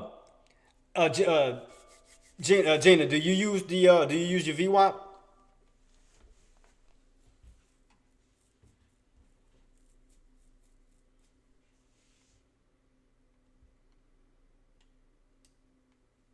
Let me know if you, do you use the VWAP? And I'm gonna tell you another thing to pay attention to if you do. Okay, another thing to pay attention to. Look, see that? Another thing I told you, red to green. But another thing to pay attention to is okay, as far as your calls, okay, you want to get in for a call, always buy as close to the VWAP as possible, because you always want to get into this area, because you also have to think of overextensions, because you have to understand that once spot gets away from the VWAP, it always finds itself back to the VWAP. It gets away from the VWAP, it finds itself back to the VWAP. It's kind of like a magnet. So you always want to get in the area where you know that, okay, SPY can leave from it, but but you also have a comfortable cushion. So if you would have got in right here and let it run, you good, because it's getting away from your initial entry and has the room to come back on down. But you also have an opportunity to get out before it comes back down. So that's why you always want to use your VWAP as much as possible too. So you can use that as far as your entry levels. Because if you pay close attention to it, if you would have noticed right here, let me take a screenshot. You could have got in right here. Let me show you. Because if you would have paid close attention, because not only, like I say, you had the VWAP and you had your open. Open is the pink line. If you would have put a line across here and include also the uptrend, you would have caught that squeeze. You notice that? So if you would have paid close attention, you would have seen a squeeze coming right here. Boom. Nice little move on up. So right there, the open could have been a nice entry, because you was building higher lows. You was building higher lows right here in these areas. You was getting to a tighter position, and you could have got in right here in these levels. And look what happened. A nice little squeeze. So let me erase that real quick, that little dotted line. So right here, it was a ascending triangle right here, going from red to green, red to green. I mean, everything was just adding up perfect on that move. But look, at the same time, remember how I was telling you, if you allow it to run, we don't know if that 55 area is going to hold. That's why I meant, see how it came right back on down? So have you would have got it in the 50 cent level and had it run all the way up to this high level where you see resistance already hit, you would have had cushion. You would have had cushion from here to here. You could have got out right here, because we don't know, again, whether it was going to break or not. And as you can see, it's coming right back underneath that same level that got held up before. You can see right here, from here to here, same level, same area of resistance. So if you would have got here at this level, around this, what it was, yep, around 454.50. Yeah, that's perfect. That was right. Yep, around 454.50, you would have had cushion all the way up to 455, and then some change. So from 454.50 to 455, that was a 50 cent cushion, 50 cent run. So if you would have had 1,000 shares, you would have made $500 just in that time frame. Because you remember I called out the bull flag. Remember, I said it was a bull flag, and remember I said it was going to be a VY, it was going to be a bounce off of that downtrend, which it did, and then this uptrend just kept going. So yeah, that would have been a perfect opportunity. Because if you would have got in the $half market, let it run, because again, once it gets to a new whole number, we don't know if the whole number is going to break or if it's going to hold up as resistance. That's why the best thing to do is put yourself in a comfortable position. That's why me personally, I look at it from a 50 cent standpoint. So if I get in at a whole dollar mark, I want to see it run up to 50 cent, because especially if I got it 1,000 shares, that's $500.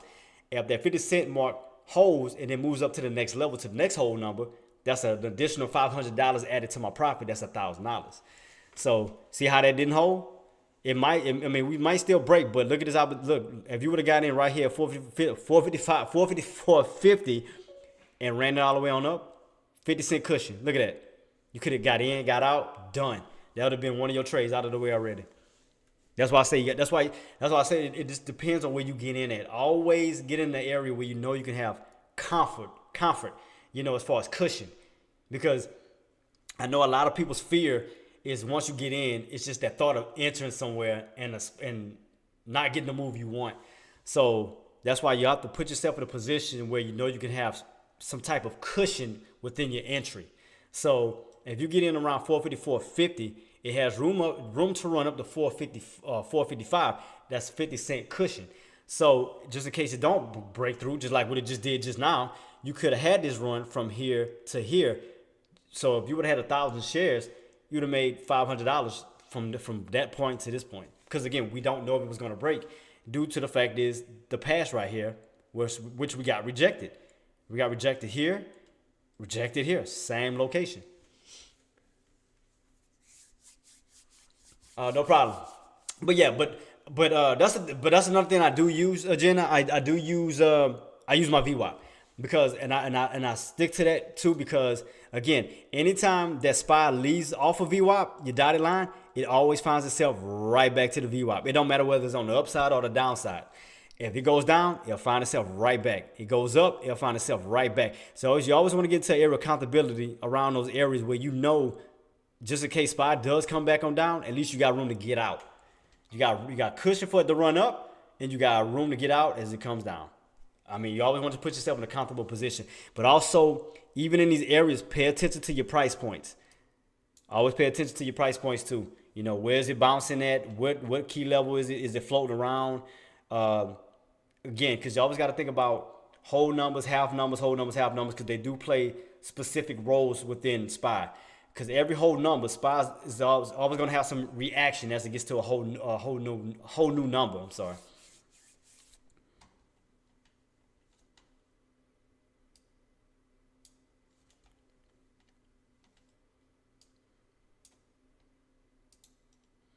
So right now, if you look at it from a channel standpoint, we're right now at the upper portion of the channel.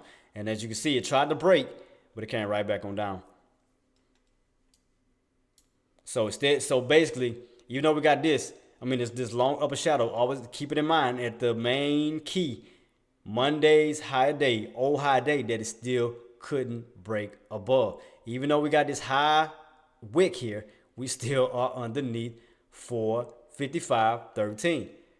So that is the top portion of this channel. So keep that in mind. That is resistance at this moment until we break it. So that's how you have to look at it. If you look at it from a channel standpoint, now you know where your main resistance at, where your top portion of your channel is, here and here. And then your bottoms would be here. And preferably if we do go all the way back down. But we know for sure that your resistance areas is these two areas here. Do you think we will break 455? We're still on the uptrend at this time. Torn Trader. We're still on the uptrend at this time. Because again, we're still on the uptrend. We're still above the mid area of the channel. We're still above the VWAP. So as long as we hold these areas, we could see a potential push. Because I still see more upside than downside at the moment. Because again, we're above everything. We're above the open. So that means that the candle on the daily is green. We know that for sure. We're above the VWAP. We're still on an uptrend. So everything's moving positive. So you're not gonna. It's very, especially with SPY, it's very time consuming. I know how it is because it doesn't move rapid sometimes like a normal penny stock is, how a penny stock would. So sometimes it does take time, and you kind of have to sit around and kind of just wait for opportunities, because you got to think about it. It's not a penny stock. It's just it's companies combined into one. So it's gonna have a mixture, because you might have a company that may be going up and another company that's going down. So it kind of fluctuates. So it kind of moves in between. So you're not going to get a straight spike up, straight spike down like every single time like a penny stock would. You might get a nice spike, then channel. A nice drop, then channel. I mean, that's basically how SPY does. But I mean, we may get a break, torn trader. Like I said, we still on this uptrend. Because even if I make another one here, I mean, you can still see an upside on it. Kind of like this, but I don't like this one. It's too far up. I like where it can just kind of work itself like this, where it gives it time and then break, versus something that kind of goes straight up. Because anytime it goes kind of straight up, it comes like straight down. I mean, not like in a dramatic sense, but just kind of you'll see a quicker crack on this one versus this one. Because this trend line, you have room for it to move around, maneuver until it figure out which way it goes. But when you kind of go straight up, I mean, any little thing can trigger it for it to come right back underneath that. Watch. You're going to see what I mean if it does it. You're going to see exactly what I mean. Basically on a kind of like a straight up trend versus kind of like a sideways trend like this. Because to me, I like these sideways trends because it gives the market time to adjust. It gives it time to iron out your sales and your buys here, where it can run on up versus just kind of something that just straight up that can come straight down. Watch. You're going to see. I'm going to show you. Let me see if it's going to do it. Because like I said, when you deal with SPY, you start to understand patterns. Not just SPY, but you'll start to understand certain patterns. And it works for any stock anyway. Any stock, index, whatever you use. Let me see. So still on 5 minutes. So we're going to see how this kind of going to play out. Because how many tests did we have so far? Because we fell off of this one. So this is really one test here, 2 tests. So that's why I say I like this one better. Because even if we do get rejected, if you notice, the gaps will get smaller and smaller. Like right here. Let me show you what I'm talking about. So every time that it does get rejected, it come right back up. Those gaps get smaller and smaller at this line right here. So right here, you got this movement here. And you notice the gap in between? So if it comes back down, that gap is going to get smaller. So you'll have a smaller gap here versus here. So that means your gaps are getting tighter. So that means if your gaps get tighter, we can see a potential pop. We can see a potential move here or here. It depends. So let me see what it's doing. Let me see if it's going to hold.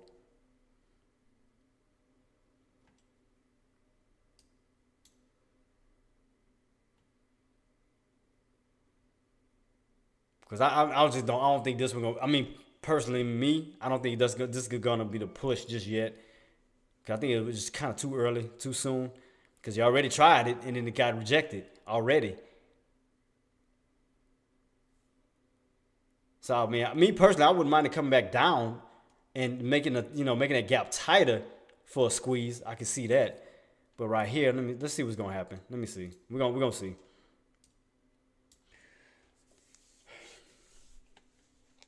Yeah, but like I said, I mean, it's still on the uptrend, no matter how you look at it. I mean, because again, we broke the downtrend. Again, we're above VWAP, we're above the open. I mean, everything is just still pointing on the upside at the moment. And we still got room to run up to that 456 level. I mean, we could have room to run right back up to this old high here. That was when was this? That was Friday. I think this was Friday. Friday's.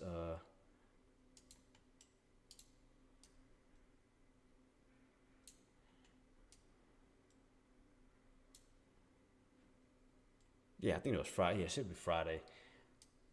But yeah, we may run back up to these levels. I mean, if everything holds the way it should. Keep that on.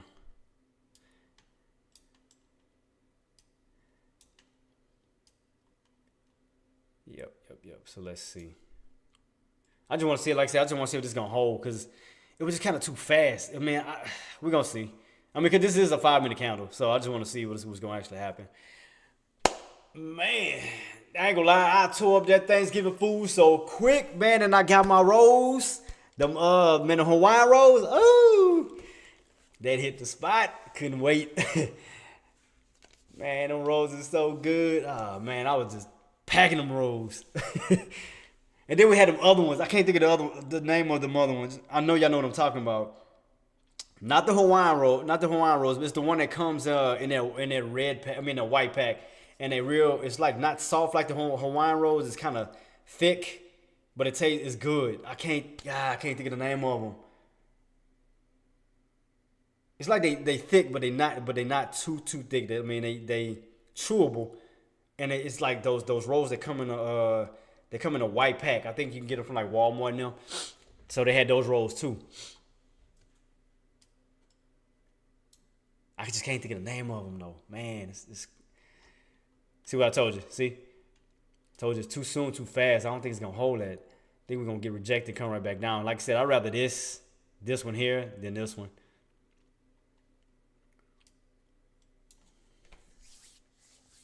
Yeah, I mean it was a good Thanksgiving, man. I mean I got to spend some time with my family, man. It was, you know, like I said, it just don't feel the same like it used to, man. It just like I mean, cause you remember how we were kids, us coming up when Thanksgiving or Christmas or Easter, any of one of those holidays that hit, you just always had that feeling, you know you just got that little, I don't know, that little magical feeling. But it's like as you get older, it's kind of like, eh, it's like another day to eat. Cause man, I remember being in school, man, like, and we were all talking about the holidays, and man, it just I don't know, it's just something about it, man. It just I don't know what it was. It was like the spirit of the holidays was just so different back then.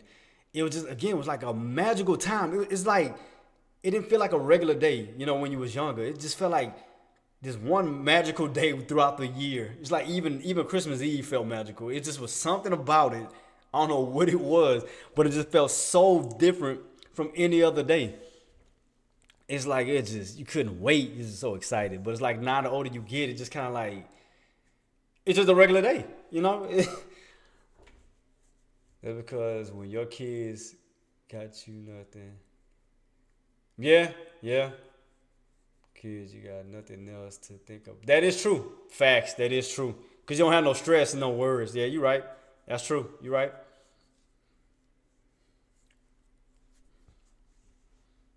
But I mean, even now being with being kids, man. I mean, I still don't think that. I mean, I'm just being honest. I still don't think like that same magic is there in them like it used to be in us when we were kids. Like times was different. You know how the times was back in the day it was so everything was different. You know, your cartoon shows, like just everything was just so different back then versus now. You know, like it just I think it has a different hit on the kids now than it did with us when we came up. Like I think it's just totally different. They probably have a spirit, but not like the way we did when we came up.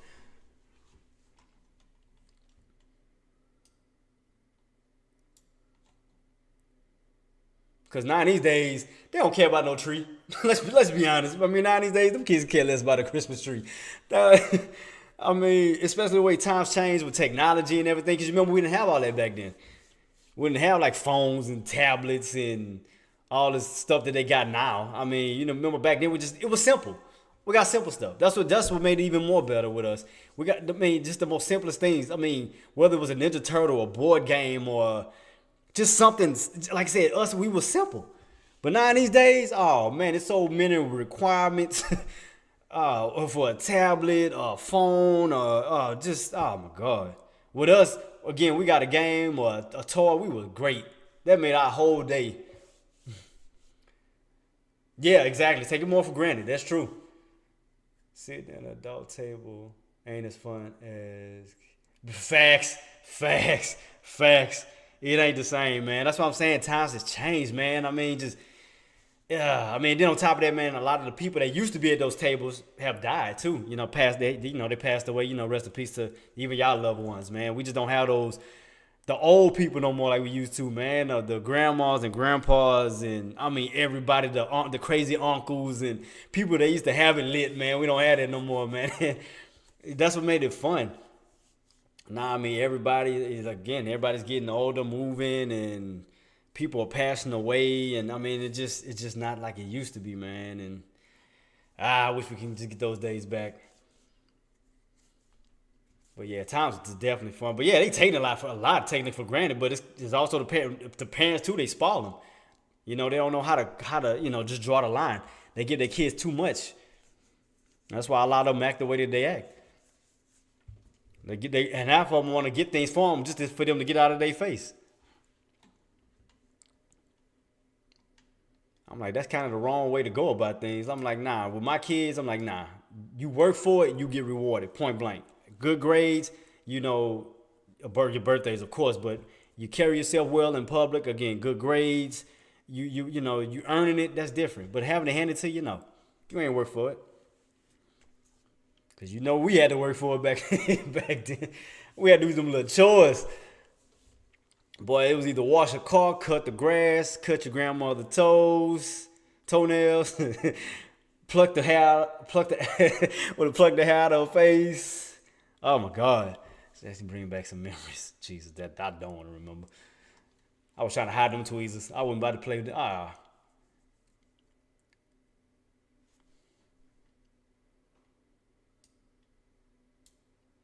Yeah, my grandmother got too comfortable back then. Wanted me to do too much. I was like, ugh. But I love her to death, though, man. I love her to death. Boy, she'll throw her foot up on that comforter. And I'm looking at them toes. I'm like, man, really? Like, you really, man? I'm like, seriously? Like, I don't want to do this.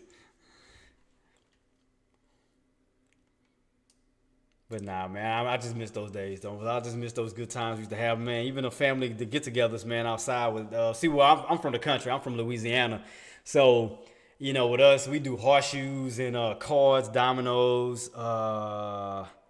Man, we do a lot of stuff. I mean, that's why I love being country. I love being from the country. I mean, I'm a country boy. I love it. You know, crawfish and ball shrimps, ball crabs, going crabbing, going fishing. I mean, hey, it's the way of the South, baby. I love it. Love being from the South.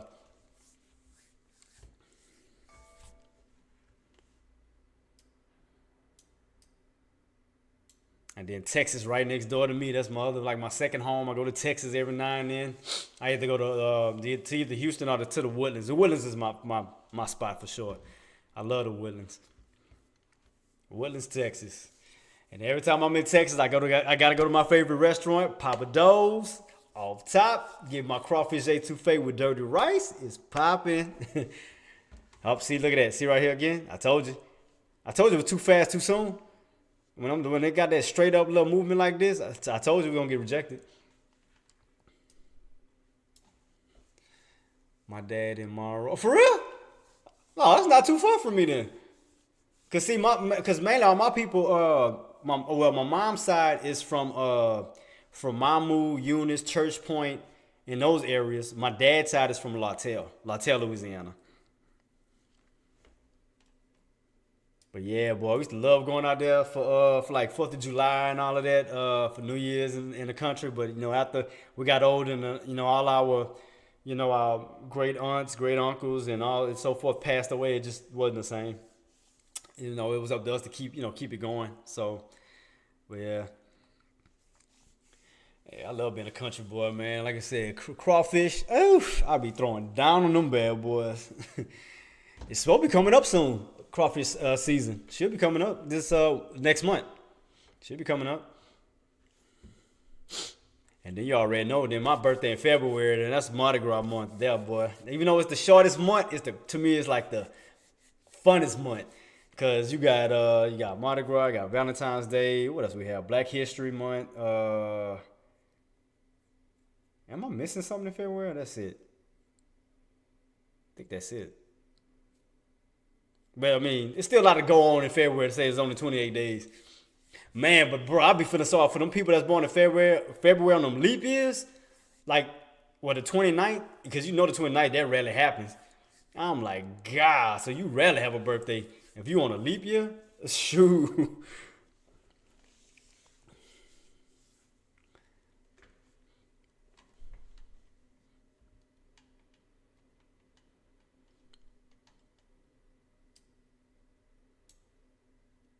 I ain't gonna lie. I'm thinking about going to either GameStop or ordering off of Amazon. I ain't gonna lie. I want to go back and give me an N64. I ain't gonna lie to you. I do want to get an N64. Go back to them Golden Eye days, Mario Kart days. What I used to play on N64 for sure was Golden Eye, Mortal Kombat Trilogy, Killer Instinct for sure. Man, what's some other games I used to play on N64? But N64 was my console. That used to be like one of my favorite consoles when it came out. Because before then, we had them Nintendo, the regular Nintendo, and oh my God, the crap you had to do for them Nintendos. Because you, Trey, like, I don't know if you remember, uh, Torn Trade, I don't know if y'all remember back in the day when we had those old Nintendos, because you remember the routine we had to do. We had to put the, we had to put the cartridge at the edge of the thing and push it down, or you had to get a what it was, a toothpick and some alcohol and clean out the whatchamacallit. I was like, oh man, you had to blow in it, you had to tap it. Oh my God, you had to go through so much just to play on a Nintendo. I'm like, dude. Yep, same thing for Sega. Yeah, but it was just something about Nintendo. I think was worse. Nintendo was way worse. You had to go through a whole ritual just to get it started. I mean, with Sega, was just kind of, you just blow the cartridge, you slam it down, and you start it. You just press the button. But yeah, Nintendo, that was a whole different ball game, buddy. I was like, oh my God, the stuff you gotta do, you had to exercise. Yo, yeah, say no game exactly. Cause something happens, you gotta start from scratch. You ain't lying. Cause then that's when what came out? Was it Game Genie or something like that? That it was Game Genie and Game Shark and some other stuff that came right along with it. I know around the Sega and Nintendo times. I think that's what it was. Oh, wait, no, yeah, cause regular Nintendo was what we played on it. Regular Nintendo was Zelda, Mike Tyson Punch Out, Double Dragon, Contra. Uh, yeah, yeah, for the cheats, exactly. Oh, so far, 454, 455-13 is still holding up as resistance team right here. So that's another attempt. You can see that. Boom, boom, boom. I told you we weren't gonna break it. I told you that move was too fast. I told you. What I told you? I told you. But yeah, man, I just miss those times, man. It was just so fun back then. Cause like I said, we had simple stuff back then. Cause then we had what, Game Boy. It was Game Boy, Game Gear. Cause they used to have those little Ninja Turtle consoles too that used to come out. Not a console, but the little handhelds. Back in the day, that's when Ninja Turtle was popular because you had the Ninja Turtle Pie, you had the Ninja Turtle pencils.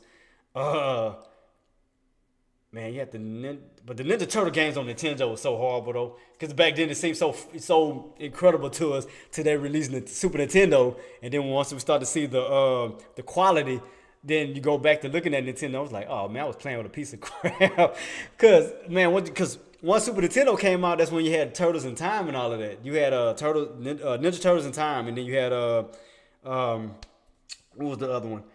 The tournament, Ninja Turtles Tournament Fighter. I remember that. And then you had Double Dragon. Then you had Streets of Rage. What were some other ones? Because honestly back then you had to have both. You had to have a Sega and a Nintendo because they both played at the right times, if that makes sense. Like Mortal Kombat graphics on Sega was horrible, but the graphics on Nintendo was better. Super Nintendo was better and the only reason why you stuck with Mortal Kombat on Sega was because Sega, they allowed blood on Mortal Kombat. Because you remember on Nintendo, that's when Mortal Kombat first came out, it wasn't blood. Because you remember that when they had to go through all that bull crap, do the blood content and all that, it was sweat or whatever.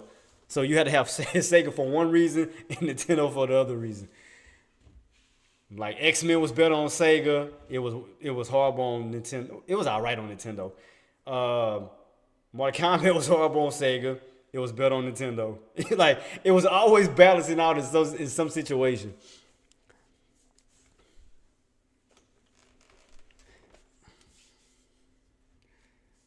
Yeah, the baby back then on how the games. Yeah, man, them old light games back. Yeah, versus on what they have now, and you talking about violence? Okay. That's what I'm saying too. They was complaining about the most smallest crap they had back then as far as game violence. The way versus the way they have it now is way more horrible and more graphic and more realistic. Like I know they slapping themselves in the head behind that crap now. And by just them rating and trying to ban it, made it even more popular. That made people want it even more. Oh, then what else? Then what else came out? Uh, uh, Not Sega Saturn. It was another one. It was was it 3DO or something like that they had? It was around the times when they was upgrading out the like PlayStation and them. I know they had Sega Saturn, they had Dreamcast, yeah, Dreamcast, but it was another one too. It didn't last long. I think it was like 3DO or some crap like that. Because I knew he was playing Way of the Warrior on that one. And then what I think it was Dreamcast that had that boxing game with Michael Jackson on it. That joke would be funny. Yeah, they had Panasonic 3DO. Yeah, said it was okay. Neo Geo. Yep. So it was 3DO. Panasonic 3DO. I knew it was 3DO, but I couldn't think of the full name of it. God, we old. That's ridiculous. I mean, how times did change, man, versus how they is now on what we had. I see on why we grew up better. Cause I mean, we had less and was more appreciative of the things we did have. Cause we made it work.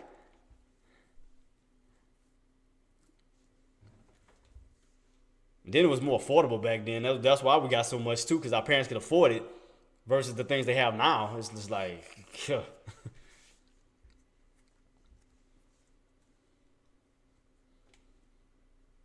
I just miss them good old days, man. I mean, wish we can go back to the just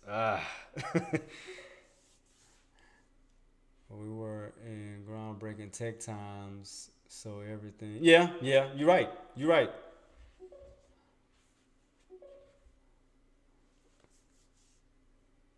Yeah, electronic. Yeah, or more and more getting smaller. Yeah, yeah, you're right. Because everything's so digital now. Because everything we had was just handheld and I mean, even with movies. I mean, bad people barely even going to the movies. Everybody at home now. We remember we have all that. Everybody just went straight to the movie theaters. Or we waited to go to the video store. Because you remember back then when they have DVDs, we just had the regular videotapes that you had to, because we had to get those rewinders. Because you remember what it was, Be Kind Rewind? Because you had to rewind it before you brought it back to the video stores.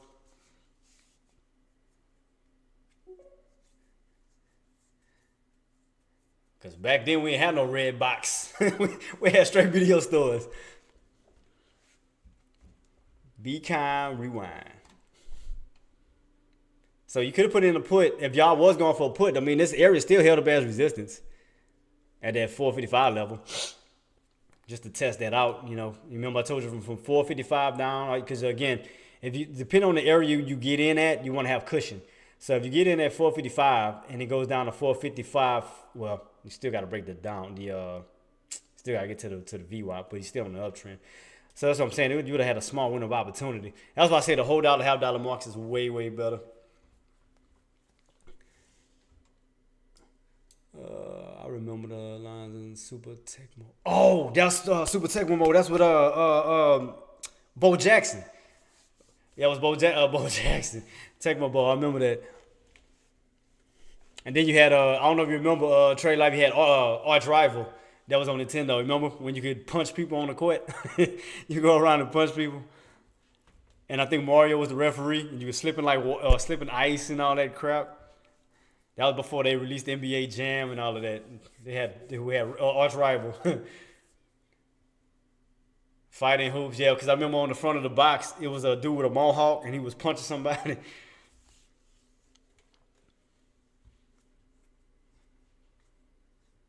Cause that's when everything was just popular back then. Like, I mean, you had the arcades too, because you had the old Street Fighter, and that was before Mortal Kombat came out. Then after Mortal Kombat came out, and then that's when that began becoming popular.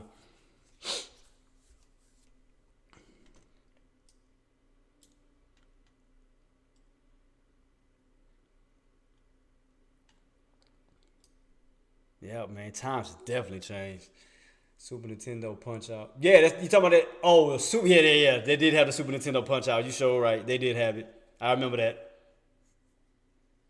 Yeah, boy, they they took that to a whole different level on that one. But it's like they try to put in a mixture of Mike Tyson Punch Out in it, Have you noticed? Because if you're old school, you'll notice some of the stuff in it. It's like, yeah, y'all took some of the stuff from Mike Tyson Punch Out. Because you had Ball, what it was, who was on Mike Tyson Punch Out? It was Ball Bull, uh, King Hippo. Man, there was one I can't remember. He had that the whatchamacallit, like the Arabian hat on, and once his little thing light up, you knew what he was about to do.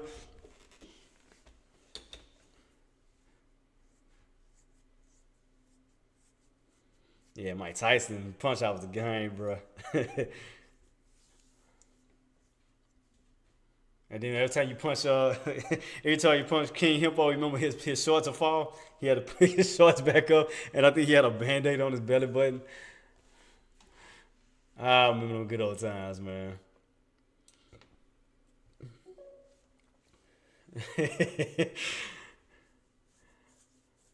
I mean, even back then, like with board games were so fun. I mean, cause we had back then was not only Monopoly, it was well, you did have Hungry Hippos. Uh, what what was the other one? I think it was not Double Dare. It was double. It was something. God, I can't think of the name of it. It was like the little. It was like a dome with the dice in it. I don't know if you remember that one. And you had to press on it. It was flames back then. Wrist was flames. Yeah, facts. Cause then you had operations. That was another game. Everybody used to be crazy for operations. When the guy knows the light up, if you didn't get the bone right without touching those pieces. Battleship. Um, Man, what some other games we had back? Well, board games wise. God, I'm trying to remember. Like the old school board games you used to have back in the day. I can't remember. Can't remember the name of them. Yeah, Pop-O-Matic. Yeah, Pop-O-Matic. Old Trouble. That's it. Old Trouble. That's what it was. Old Trouble. Yep. Man, I used to remember playing them back in the day. Trying to fix my dang seat. Ugh. And then you remember in high school was pencil break. Everybody played pencil break in high school.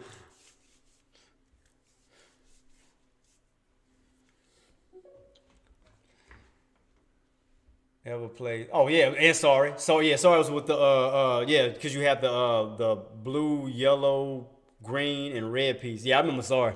I definitely remember sorry. Why is my chair doing this? Trying to fix it. Oh, there we go. Man, it used to be so many things back in the day, man. Cause stick pencils, yeah, stick pencils, pencils in the ceilings, gum under the desk, pencil break. Uh, oh man, especially if you was liking somebody, and you remember how them girls used to always fold the dang papers in these old weird ways, and you was trying to unfold it without tearing the paper. All you had to do was say you like me, not fold this junk into the triangle mystery box paper crap, whatever. I gotta not unfold. We could just say I like you. Okay, cool. That's cool. Oh boy, I used to kill people with spitballs. Yep. So right now we're still in the upper portion of the channel, so we still looking good at the moment. So we still coasting, still coasting.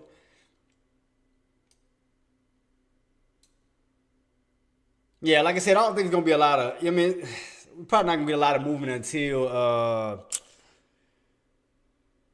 what, between Wednesday through Friday. Cause I don't. Let me just double check that real quick. Cause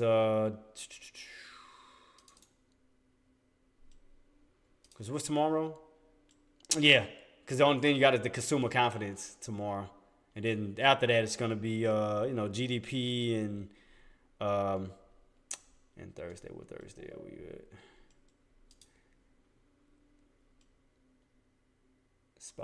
Yeah, cause right here, trade live. Yeah, cause see right here, once, twice. So you're going almost a double top almost. Cause as soon as you open, we fail. Well, I tried to break it and it fell. Gap down to once, twice. But you're still in this uptrend. If you notice, still in this tighter and tighter gap coming up right here. Getting tighter and tighter right here for that potential break. But overall, 455 is still holding up as resistance in this area.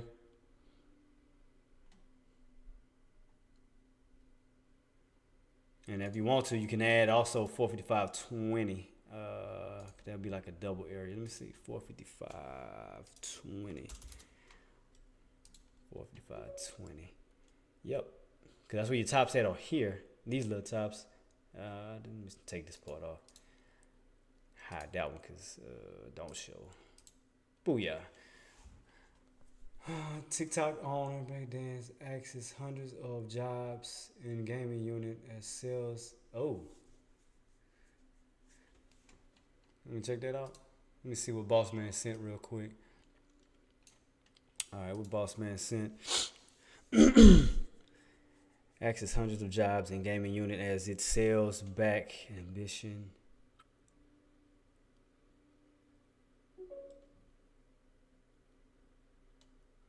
Oh, wow. Oh, and also I got this trade life too. Nobody sent me nothing yet, but I do have this set up also on my my live too. So if somebody send me something, this is Kramer, I want to see you. So if somebody send like this, see this will pop up. So this is a little test. But if somebody was to send me like a new subscribe, that'll pop up. If somebody send me like a donation, that'll pop up. If somebody sends a super chat, this will pop up. So you see my little cartoon me? Yeah. Yeah.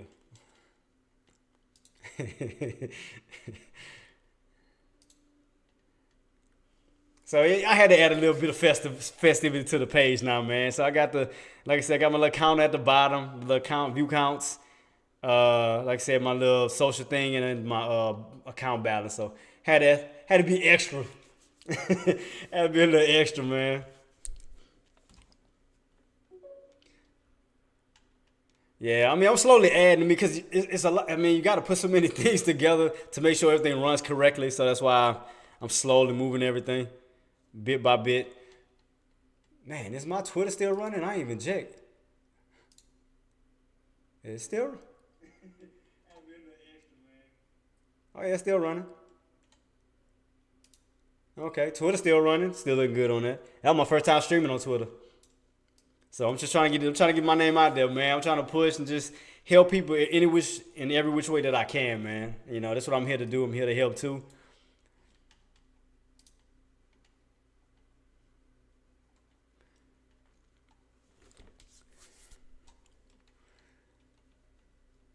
Yeah, man. Yeah, he's looking nice though. All right, so far, okay, we still testing under 455. So we're still above the VWAP, still above that. I mean, we're still on this uptrend. So I mean, we might get some sideways movement for right now until it actually decides on which way it truly wants to go. So we might be in this little channel until we get a true direction. So if you didn't catch these moves here, like right here, and like in these areas in the beginning of the market, I mean, it's gonna probably either go sideways until we catch an actual solid move. Like I said, unless we break this down, this uptrend, we may. Let's see what's gonna happen. Because as AK-47 stated, I mean, if we haven't gotten a red day on a Monday in a while, he said, if I'm not mistaken. Because let me look at it on the daily real quick.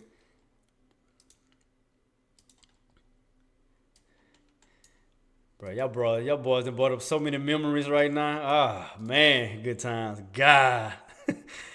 Gonna have me reminiscing, trying to find some old stuff now. Ain't nothing wrong with that, man. The best time, man, that was the best. That was the best times of life, boy. Less to worry about. Less politics.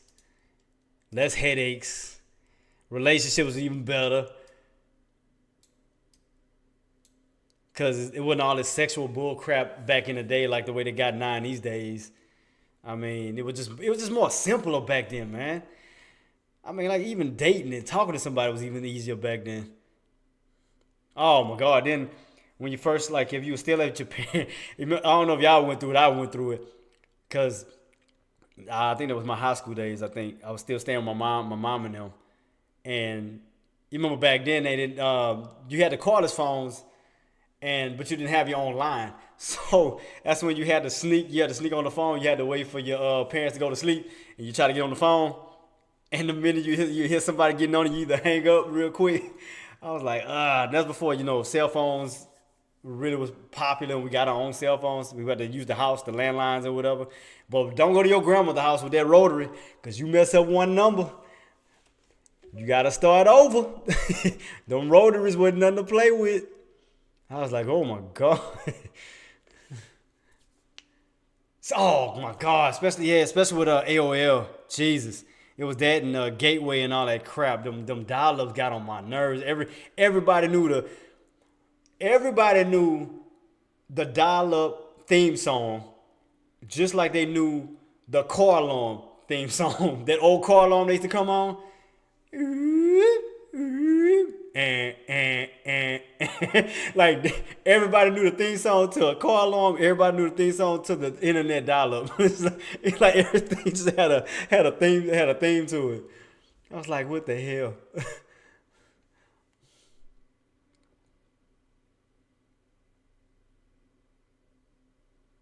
Cause boy, back then you remember that's when because before, well, that was after the cassettes. That was after cassettes and them started coming out when CDs started being popular. Remember back then we had LimeWire. It was another one too. It was LimeWire and another one. Uh, LimeWire and he had Napster. It was Napster, LimeWire. And that's when everybody used to like get music off of. But then you had to pay close attention to on what you was downloading too, because just because they said the title don't mean that it was the song. Because back then that's when your down south music was popping back then. You had more of your like your powwow, you had your Swisher Houses, your screwed up cliques, your juveniles, your hot boys, Cash Money Millionaires. That's when everything was first coming out. Your Missy Elliott's. Timbaland and Magoo, cause back then you had Circuit City. Before you had Best Buy, you had Circuit City. Circuit City, you had cause that's when, like I said, Timbaland and Magoo was popping. That's when Aaliyah was still alive, rest in peace. And that's when you had Up Jumps the Boogie and all that junk. Man, I used to remember that. Remember them days. I used to have a girl call movie phone had a certain name. You wild, man. Man, that used to be so fun back then, man. That's before we all had jobs and cell phones, and because I think the only thing we had really back then was pages. we had pages back in the day. Because after pages was what I think it was cell phones. Didn't what two-way? Cause I think that's when two ways and all of that was popping. That's when everybody used to have them in their music videos. Let me see. Oh man, I miss them days. I just wish I could go back to these days, man. So your main area right here is gonna be 46. They're gonna say 4660. Let me round it real. I just want to see something real quick. So 45660. I'm sorry. So right here, you got rejected here.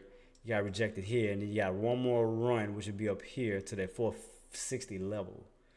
So that's about 40 cents from that level. Where we at right now? 455.20. So we do hold these levels. We break above this 456.60 mark. You have room to run up to that 460 mark. So that'd be your other area of resistance.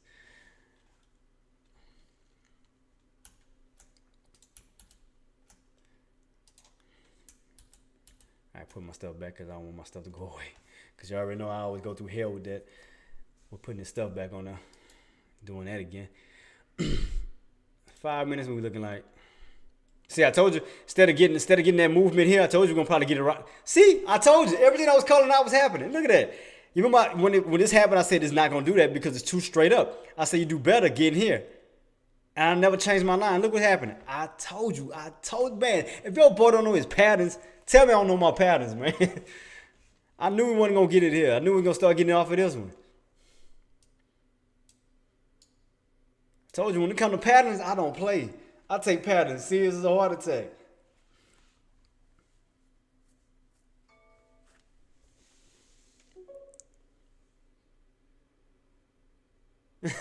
I told you.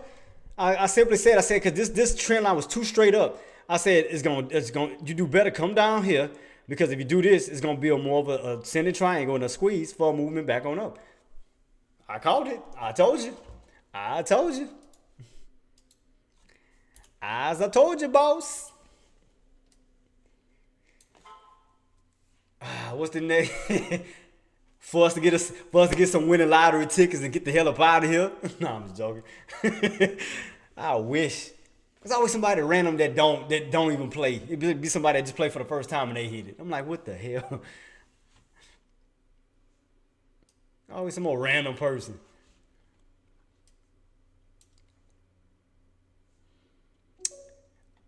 Since we tested this area, I think we'll go to anytime. Okay, this is normally what happens when you. I'm gonna tell you another pattern. This normally happens. Okay, you know how when you test like here, you test these little areas here. If you test it more than once, it'll go up to a higher level. So we didn't test it here. We already tested here. Now the next level, you're going up to the next level, which would be 56, 455, 60. So this will be your next level because you can see right here you got rejected. Right here you got rejected. So if we do hold above these levels that are now possibly support can run up to the next level of 456.60. So, okay, think about it in reverse. Think about it bouncing, and then cracking. So instead of bouncing, cracking, you reject it, popping. So it's in reverse.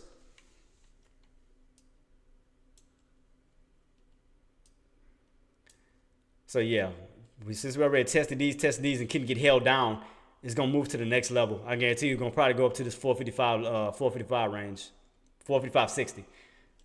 And as long as it keeps doing that trend line gonna go this way.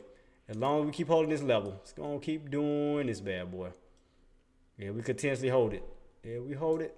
It's gonna keep doing this to the next. Cause yeah, if you notice, one ascending triangle to the next ascending triangle to the next ascending triangle. So it's gonna move like that. So do be mindful of that. Especially my puts. I love y'all guys. So do be mindful of those ascending triangle steps. You got one here, two here, then your next one right here. We see this high right here. Gonna probably break that. And then you got this high here. So you're going from this high, right here we see this upper shadow, to the next high, to this upper shadow. So you're going from one mark to the next mark if we continuously hold on this uptrend. So you're going up to higher and higher levels.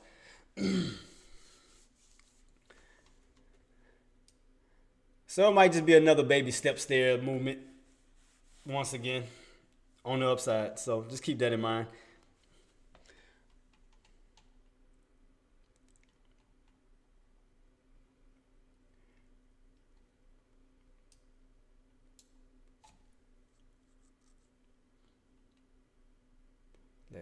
Let's see what we got. Let me see if one thing I didn't look at today though was my 180 chart. Let me see how we're looking on that one real quick. Let me see if I see anything. Some little heads up somewhere. All right, let's see what we're looking like. Clear this real quick. Boom, boom, boom. So we are testing it around the. Where we at? Oh, so we still back under this 455 level. So 455 might still hold up a strong resistance though. Because we go there across the board. I mean, that does hold up its like strong resistance. And they had these highs here. So that's that 455.60 level I seen on the daily we called out around that area down here. And then that high, the 460. Because if you notice, wait a minute. Because it almost looked.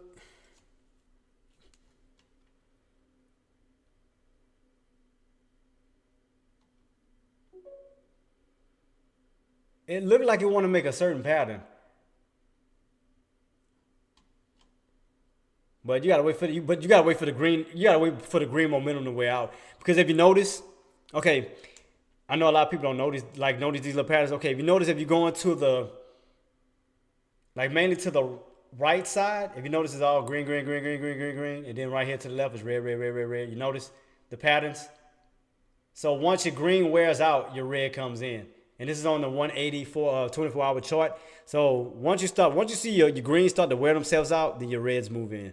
So right now it's green, green, green, green, green, green. So eventually we're gonna see some red, red, red, red, red coming. So let them play, let them wear themselves out. But we are getting to a lot of these high areas because if you notice, it's still having trouble around 455. So, because if you notice right here, we kind of topped out that same little area. Let me put a line above there real quick. Because we might start to get into little areas though, of some little actual, not saying it's gonna happen right now, but I mean, if you notice that volume starting getting a little bit slower and slower. Because if we might hit here and then hit, yeah, see how that 55, see how it's still testing around 54, 55, trying to stay above it. So we might start having a little bit, if we can't at least go to 455.50, because the more you start dancing around this 455 mark, we might start seeing some downside. Because I mean, it did hold up pretty well here, and then we got back underneath it, and then we haven't been back above that in a minute. We got rejected here, and we right back underneath it. So if you pay close attention to detail to that 455 mark, see how it just stayed up just a little bit, then we got right back underneath. It's like every time we get to the 455 area,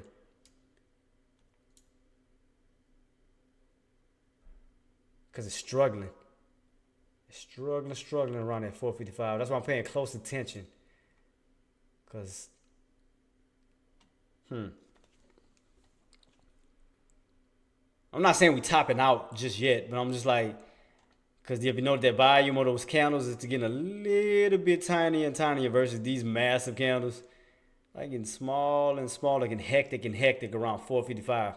Notice once it get right here, it starts to go sideways, and the body gets smaller and smaller, like they fight once they get around this area, 455 to 4. Let me see something real quick. How high? What was that high right here? 455.70-ish.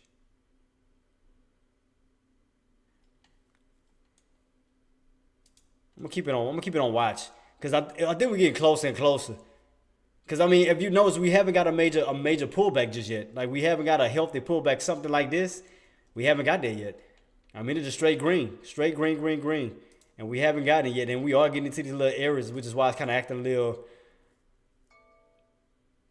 I mean, because if it was to move back, if it was to move up, kind of like gap up, we need to stay above 455. At least during the close, so it can gap up and then run towards this area. But if we stay underneath 455, we could start turning this way. I mean, that's what I'm seeing so far, as far as the pattern. Let me see. Yeah, you see it? You can see it better now. Get it out of that corner. See how it's kind of like arcing? It's like kind of struggling right around this little area of 455, like it's fighting. So it might be getting there. Because I mean, like I say, if you look at this side, on this this left side, it's green, green, green, green, green. Because you notice when it starts to shift, because you go from green, green, green, it's like green to red, green to red, green to red. So if you know, the right sides are always red. So it goes from green to red, green to red, green to red, and then right here, green. So that red coming up soon, because it is still trying to hesitate around that 455 mark. Because if you look at it right here, we hit, then came down, and they tried to break above it, ran all the way up towards the 4. Well, before this mark here, but it was like around 460.20-ish. And it came right back underneath that 455 level here. See that? He hit here, and then we had one attempt. And I bet that was a Friday. When was this? Let me go back into my calendar. So that was August 6th. What day was this? Wrong way. No, wait, that ain't right. Wait, what day was this?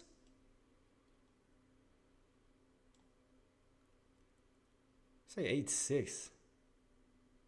That's a whole Sunday. That ain't right. That date ain't correct on that. 8/6. That is August. It's a Sunday though. It ain't. Something ain't adding up on that. Wait, hold on. Wait, what date was this? No, it is the 23rd. I was about to say, hold up. Yeah, it says 8/6. That's August. This is August. But the 6th, that's a Sunday though. That don't make. That ain't adding up. Something ain't right. It's a whole Sunday.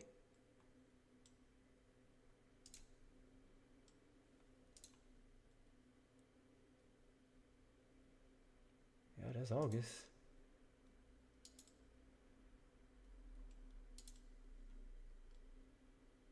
Hmm. Something ain't adding up. Cause I mean, I remember when it spiked. I remember this. It had to be like a Friday because I remember when we hit that mark and we wound up turning. I specifically remember that day when we hit that mark, and the show was not on no Sunday. But we are slowly getting into this little area though. I mean, slowly. Look, because if you notice, it's 455.20, 455.15. So you're not seeing anything go like above as far as like 455.50, 455.60, 455.70. It's kind of like hovering right around this area of 455.20.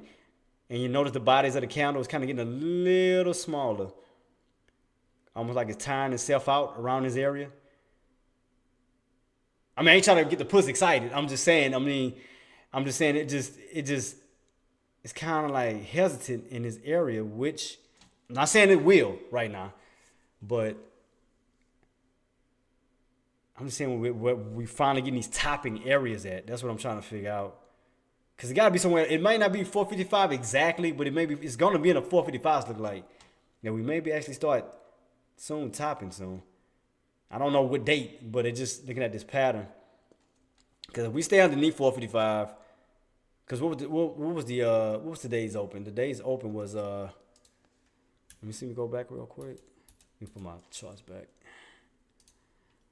Cause today's open was 454.65. So 454.65. See, we're still on that uptrend. So I told you we still slowly moving up. I told you once you break these areas, it'll go to the next one. Normally, that's normally how it does. It's like once it tests itself more than once in certain areas and we're not getting a major pullback, it'll try to go up to another higher area. So you test it once, twice, still no major pullback, and now you're going up to this next high, which is here. And that's going to be around 455.40 here. And then you're still on the uptrend. We do break above that, we can run up to 455.60. Because right here you got rejected. Right here you got rejected. On up this way. So yeah, still on the uptrend at this moment.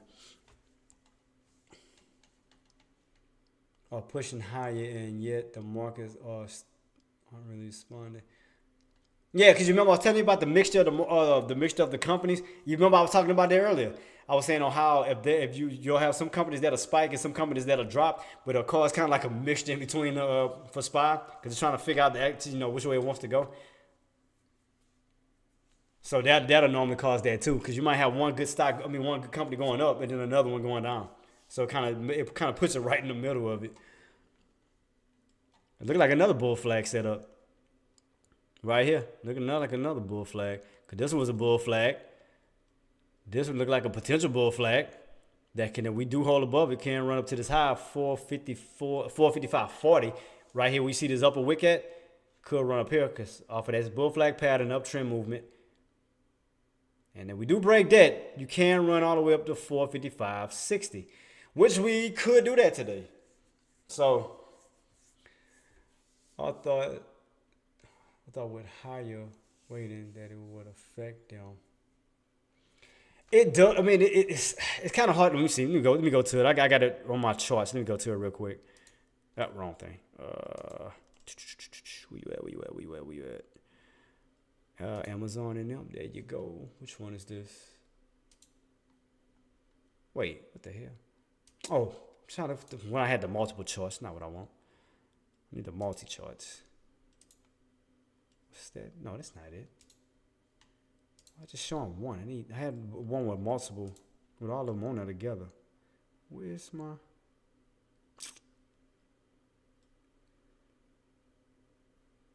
Did I delete it?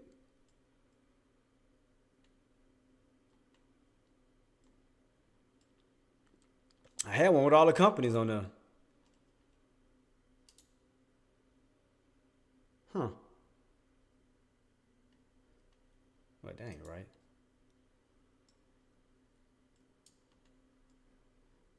Oh, it's on the other side of the screen. I was wondering, I'm like, man, what the heck going on? I gotta get used to this, man. 'Cause I got everything on this side now. I forgot about that. My fault. My fault. All right, let's see.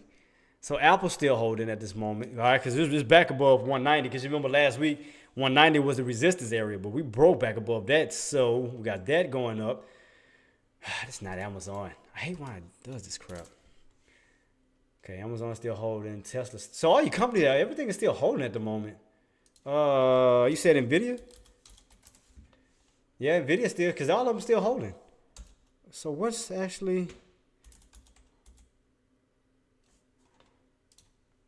Yeah, everything is up. Yeah. So spot should be moving up then.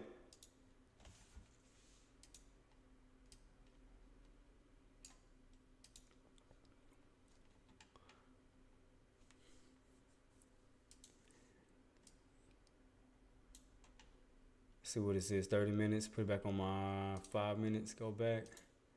Oh, it's taking a dive though. Huh. So what's dropping it though? It's something because we just checked everything. So what is actually bringing it down then? Because everything holding on this end. Nvidia. What else? Meta. Did I check Meta yet? Meta still holding up.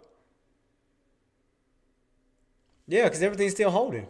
Torn trade. I'm checking it too. Oh, okay. That's what I was about to say. I see. Yeah. I knew that was gonna be a fake out because I'm like, with all these companies holding, there ain't no way spot dropping.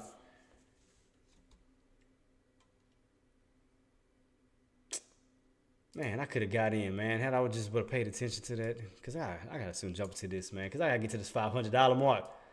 200 more to go. Shoot, I gotta do is get 500. I'm good. That'll put me on that other bracket. God, should have got in. Crap.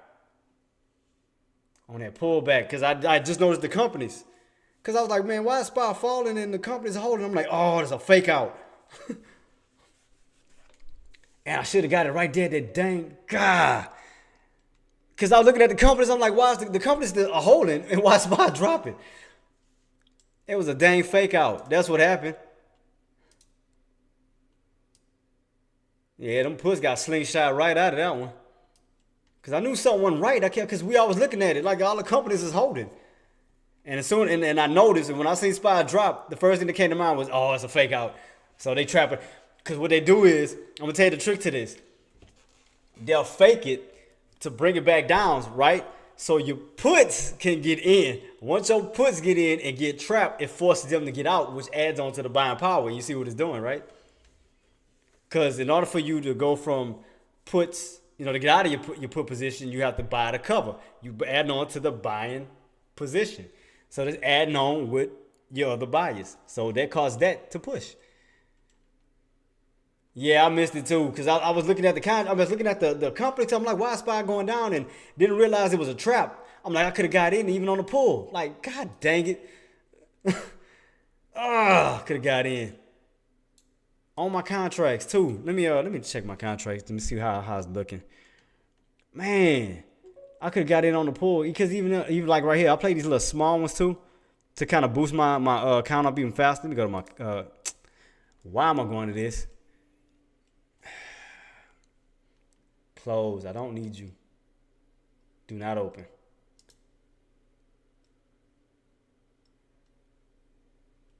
I knew it was gonna do that crap. No, man, I don't want it. How the heck you close this crap now? What the hell is it doing? I don't want it. So you trying to force me to buy this? I'm not buying this crap. You know what? I got you. Don't worry about it. That task manager. Keep playing with me. Goodbye. Anyway, you ain't about to play with me like that. Think you about to trap me? All right, here we go. Boy, let me see. Let me try to go in. Cause how much I got left? Well, I got 3, so I can really afford like trying to get close to the money as much as possible. So let me see how these contracts are holding. Cause these are a little bit too expensive right here, so I can get in. Oh, no wonder too. Look at that 28. That's why. I knew something was off. I'm like, why is it so expensive on the 27? Ah, wrong goddamn thing. I have to go to here and then here for my puts. So switch them bad boys out. Close that.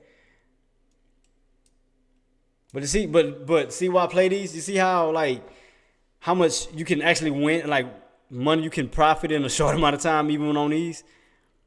Cause this is what, let me see, what was the, let me look at this calendar. What was the low? Cause the low was 280 and your high was $6. That was a $4 move. See what I mean? How easy those contracts make. They powerful, especially on SPX. That's why you have to be on the right side of momentum. Man, I could have got in a lower price had I would have known that jump was a fake out, bro. Golly. It just threw me off.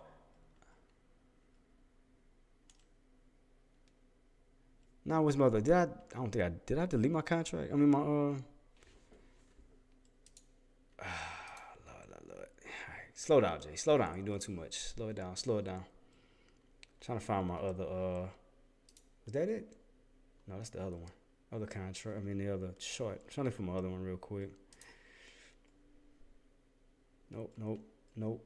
I think this is the one I was looking for. There we go. That's what I was looking for. Man, I could have got in low because it went down as far as 2. So had I would have got in at $2 already, I would have been already making money. Because what was the low on this one? $2? Had I would have known that pullback was fake, I could have got in at 2. Look at that. My account would have been going up by now. Play me. Big time play me. That's cool. That's what's up. They played the living crap out of me. Touche. I give you that. I'm trying to think how I put my account. Crap. I think I put that wrong. Or did I? Trying to refix my charts. Man, I was trying to go in for one too. It's another bull flag. I told you bull flags. Uptrend. Bull flag after bull flag. Oh yeah. I see a lot more upside. For puts. Puts don't. Right now I wouldn't do it. I'm just going to tell you right now. Puts. Switch over to calls. That's all I'm going to tell you. Because right now, imagine this being on a downtrend, right? Let me see if I can put it in reverse. I'm going to show you what I'm talking about. So imagine you put it on the downtrend. Let's see. So yeah. So imagine it being on a downtrend and you trying to go in for a call. So think about the opportunities you will have on a call going in on a downtrend. Now put it back to normal. Look at it on the uptrend. Now, don't you think you got way more opportunities on the uptrend than a put?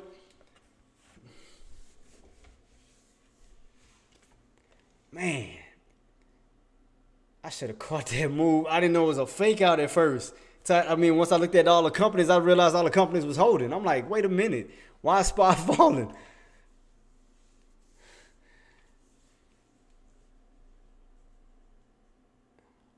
I mean, torn trade. I mean, like I said, you could have went in on a call. I mean, honestly, you could have went in on a call and just hold it. You know, because right now, as AK-47 was stating, rarely see a red day on a Monday, and that's true. So you stick to that. What he was saying to that statement. That means go for calls versus going for puts. So going for a call.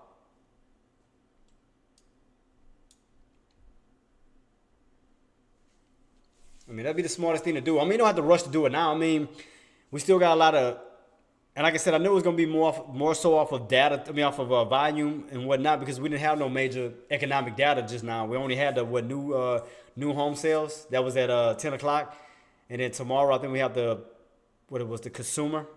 Where you at?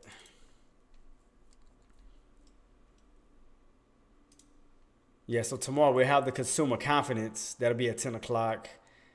Not too much major economic data till starting really between Thursday and Friday though. Yeah, cause see Thursday we have way more. You got the initial jobless claims, you got the core PCE, um, pending home sales, and that'll be on Thursday, and then Friday you'll have the ISM manufacturing, and then you'll have Jerome Powell speaking at 11. So you're gonna have a lot more activity. And then on top of that, all our major companies, we done with the earnings. All right, close this bad boy out. So yep, another bull flag. God, puts. I'm telling you, be careful. I'm telling you that these type of patterns, you might want to go for calls. I'm just being honest with you. You may want to go for calls.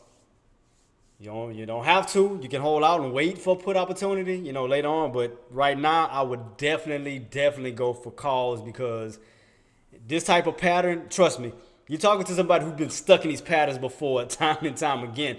And especially if you're using the same day contract and you're trying to go in for a put, thinking it's going to start reversing, I'm telling you, you're going to wind up running down the time. Do not get, especially like if you didn't catch this move here, or something like this, don't, you have more opportunities on the call side than you have on puts. See, going up, going up, going up, going up, going up versus going down, and look how small opportunities are. You have way more opportunities going up than down. So if you are puts, you might want to go for a call. Just give you heads up. You might want to go in for a call until we get signs of reversal. Because all I'm seeing is straight bull flag, bull flag, bull flag after bull flag right here. It's bull flag, just right here. Bull flag, bull flag, bull flag. They're just running off each other. So puts, do be careful. I'm telling you. You might want to be careful right now. Because right now it's looking a little bullish. So you can look at it like this, bull flag, then you're still in an ascending triangle. Yeah, I think about all the positives versus the negatives. Man, I should have caught that drop. Oh, man, I would have been over 500 by now. Had I would have known that pullback was fake. I didn't realize that after I looked at all the companies, they realized that all the companies was holding. And I looked, I was like, oh, man. I told you, once you test here and test here, we're going to see a run to a higher area right here. That's that other high. It's going to test this. We hold that, and then we can see it run up to the next high area, which is 455.60. So we're gonna keep going up. I guarantee you, we're not gonna get no drops like everybody thinking. I can tell you that right now. It's not gonna happen right now. You might want to stay on call side. Stay on call side at the moment. Just giving y'all heads up. Stay on call side, cause not just that. Especially anytime you veer, this is the open, right? The open is at 454.65. Anytime you are like far away like this, and it just seems like it's never going back down to that open, which could, like once you do get underneath the open, could turn the daily candle to red, and it looks like it starts just to move just far up from there. You might want to go for calls. Because I'm telling you, this type of pattern, those type of uptrends, and you want to put, it's going to drag your contract out. I'm telling you. It's going to drag the crap out of it. I'm just speaking through experience who've been through it already. I'm telling you. Go for a call. I mean, you don't have to. I mean, I'm just saying. I mean, that's what I would do. If it was me, I would go for calls. I mean, don't buy up here. I mean, like, play the trend line. So you got this bounce here, bounce here, bounce here, bounce here, close to a bounce here. So as it get closer to the trend line, buy in these levels here and have it move back on up. But don't buy like in these areas that can easily hit and then come back down to it. Yeah, just do be mindful of that. Because you buying in these high areas, you go into the next high area of resistance, which is 450, 455.60. You can see right here, rejection, rejection. So you don't really want to buy here, basically not knowing if we're going to break this level. Because right now at 450, what it was, 454 was coming back down now. You only would have had about 10 cents from that mark here. So do be very careful. Wait on pullbacks.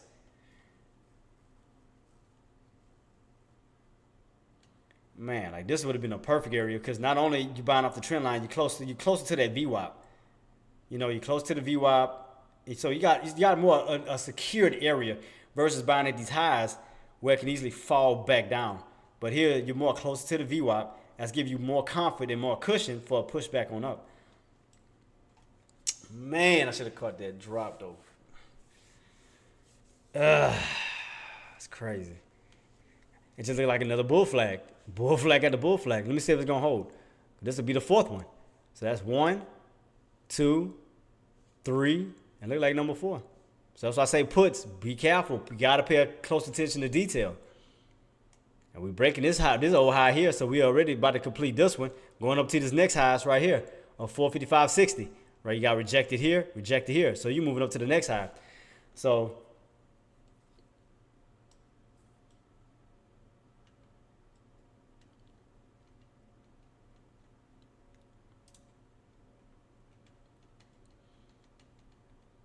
let's go see if this is going to hold. But it looked like another bull flag is holding. But basically, it seemed like everything was on the positive side. Everything is holding up. So that's why I'm saying you might want to go bullish. Because, again, you're above the open. You're above the VWAP. You're on an uptrend. I mean, all I see is bull flag patterns. Everything is pointing up versus down. So that's why I say definitely just be careful with these puts. You know, you might just want to, like I said, just transition over for the moment until we get to certain levels. I mean, you could play like, okay, as far as puts, you could play this level if we do get, we're coming to this area and get rejected and come back down like from here to here. Yeah, you can do that. But it's like I said, there's a small window of opportunity. That's the thing. It's nothing to hold for a long time. Get in and out. Because you can see right here in the past what happened. Hit, fail, and we're not too far from that level. So you can go in for a put for this level, you know, for a quick little scalp in and out, you know, not for a long-term hold. I wouldn't do a long-term. I'll just get in and out and set yourself up for the next one. Because, I mean, that's just bull flag after bull flag. I mean, that's what it's setting itself up as. You can see it clearly.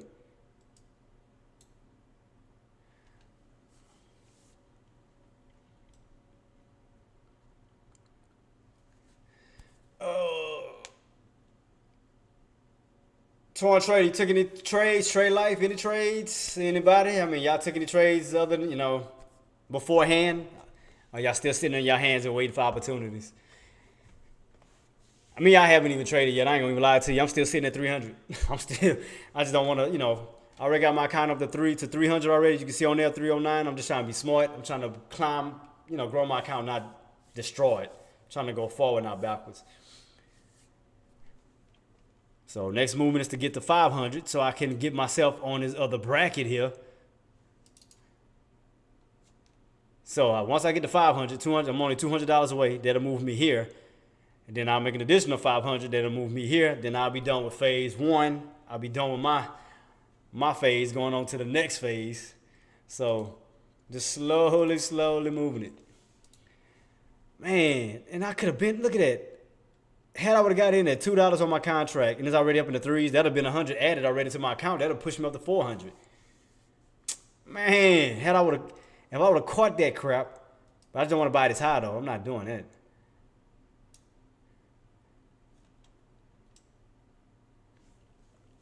That's a negatory.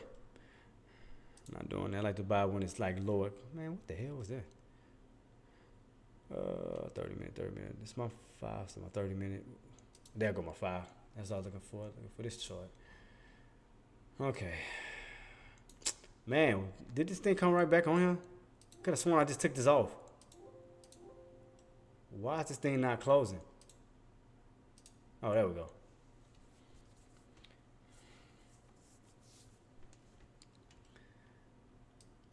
Let's see what we're looking like. Man, like I said, we're gonna get these little minor pullbacks. I mean, so, but like I said, but look at the overall pattern.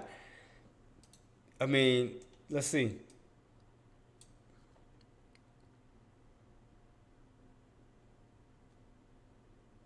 Because it always does that.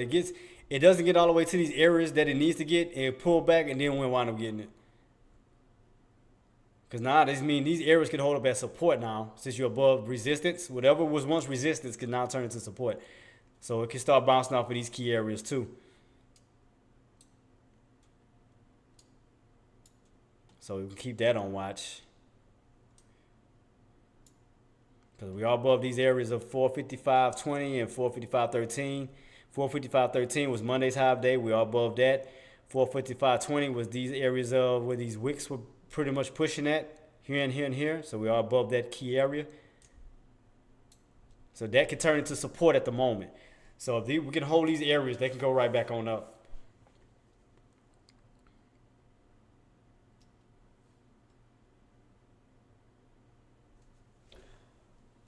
Oh man, can't believe I missed. Like I said, I thought I got tricked.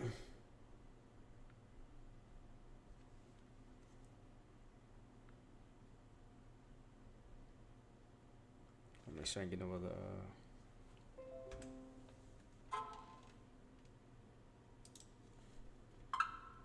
God, Lord, everybody hitting me up all of a sudden. What's going on? But we still, let me see. Are we still in that channel though? The overall channel? I mean, we came out of it. Because if you notice, this is the real, well, this is the real area. So if you notice, if you look at this from this channel standpoint, now I've expanded. Watch. The price points to 55.60 now. Boom. Now you can see the overall channel. See it? So this is your highs, this is your lows. I mean, as far as your resistance, support. So now, since we broke out of this little middle channel, now we're into this actual channel. So this is the bottoms, this is your tops.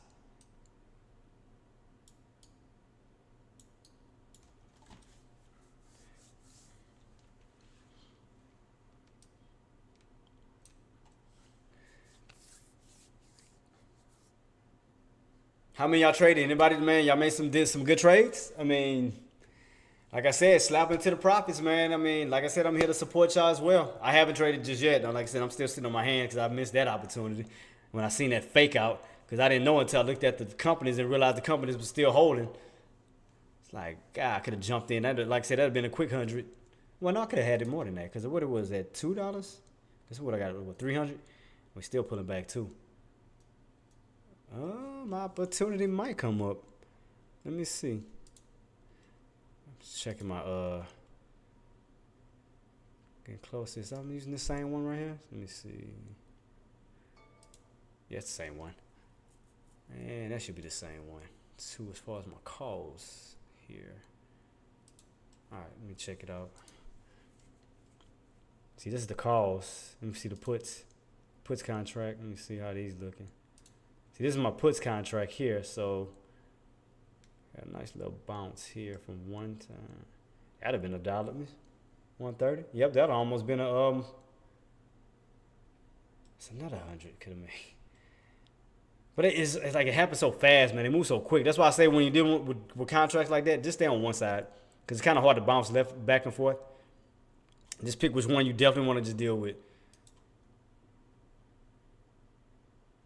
But if, like I said, if I stack them on top of each other, you can see they do the opposite of one another. You see that? So whenever SPY goes down, your calls go down, your puts go up. So if you notice the pattern, they do the same. They do the total opposite of one another. Put that back in my spot. I need it. All right.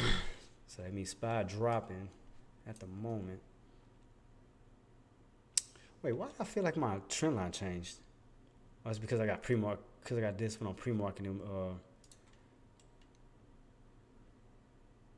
What is this? Daily? I need my 5-minute chart.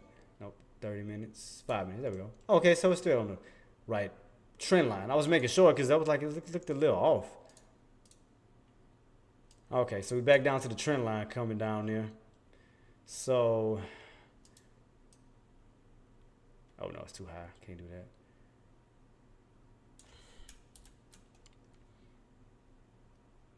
that. Well, we ain't gonna need that right now. The downtrend for sure, cause on the uptrend. So we're still in this ascending triangle, even though we're getting this pullback. So pay close attention to details. I always mention. So we're still on the uptrend. Still on the uptrend for a possible move back up to the 455.60 mark, which would be the true actual top of the channel for today. So you tested here, got rejected. Tested here, got rejected. So we haven't tested it yet for today. So 455.60. So we're gonna see how it's gonna play out for today. Man, I'm starving like Marvin right now. I'm thinking about talking about all that Thanksgiving food and turkey, and man, y'all got me hungry. I blame y'all, man. Y'all always starting something with food, man. Last week with the rolls, y'all started me with the rolls. It was the Hawaiian rolls. Y'all got me all started on that crap. I couldn't even stop talking about it to the point I had to go buy some. Like, it's y'all fault. I blame y'all. Nah, but I love y'all guys, man. Like I said, thank y'all for helping me push to being where I'm at. Thank y'all. Thank y'all for everything that y'all do. So I know a lot of, other traders, at certain levels wouldn't acknowledge a lot of people, but I'm acknowledging, I already know AK-47 active and Deck, I know they do it already. But, from me, from my channel, thank you. Thank y'all for making me who I am, just as far as J-Trades. Because there's no me without y'all. Oh, let's see how that contract looking on the car. Put side now. Let's see how we looking. Oh, we back to that stock now, boss. We back to this one. Oh Lord, we stayed on that one for a while till it faded. I'll say so. That looked like spies. Trying to stretch this out while seeing the dang chart at the same time. So, as SPY goes down, that contract goes up. Man, come on.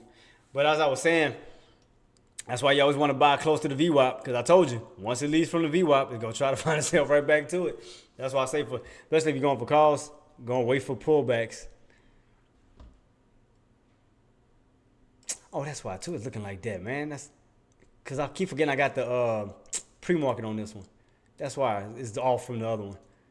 This one don't have pre-market. This one is just straight intraday. But see, it's coming back down to that. It's coming back down to that uptrend. Going right back down to the uptrend. Uptrend. Let's go see if it's gonna hold. What do you say about has the biggest spike I saw? Watch to break $6. Let me see. Man, when was the last time we watched that, boss? That contract. Man, I remember when it went on that 2,500 run. Oh, God, I remember that. We got it on 5 minutes.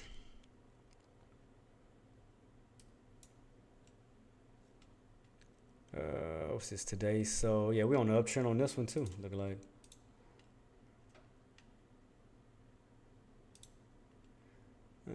Trying to put it together. Need to move it up some.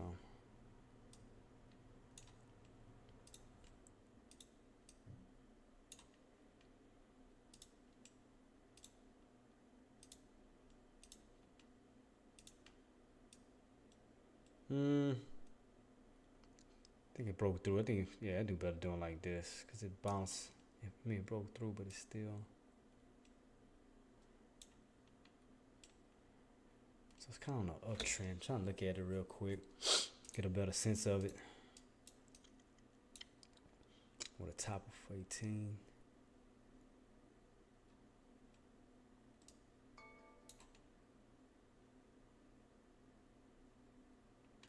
Let me just use today's date. Let me just use this one. Okay, so we had a high of 618 here. So that's also looking like then underneath the VWAP too. Let's see. Because you underneath the VWAP, it could be downtrending in a way too. The way it's looking.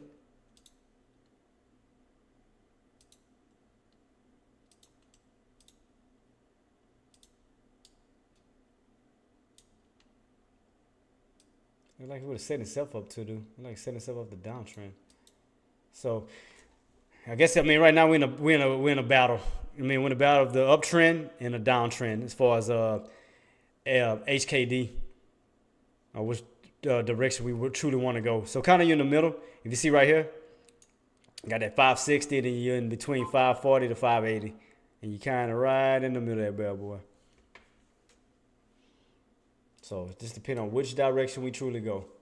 So just keep that on watch for whoever looking at HKD. Keep that on watch and put it back to my mine's right here. Good Lord.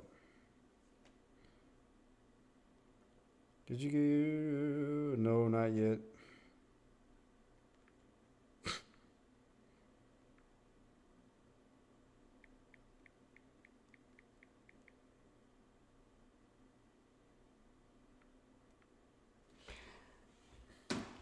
I had to respond to active.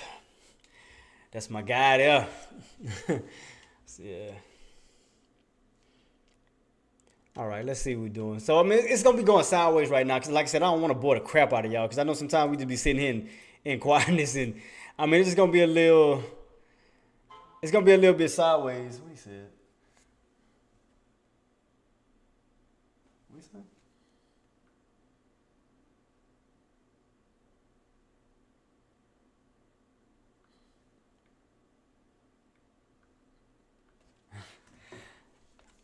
Yeah, that was active. All right, let's see. See, I told you we're going to hold up on that uptrend, but that's why I was telling puts be careful because I'm telling you, especially if you're using the same day contract, I'm telling you, it's going to eat up your contract because you're not going to get like a major drop right now. Because these patterns, it constantly forms on SPY. Because right when you think you want a major drop in certain areas, it's going to keep doing this throughout the whole day. See what I mean? That's what I'm saying. You might want to convert over to going for calls versus puts. And then and if you do go for calls, look for these bounce areas. Right here. Look at these bounce potentials. Could have gotten in here. Could have gotten in here. Here. Here. Here. And look at another. And look, right here we just bounced. They could have hold. You could have got in these levels.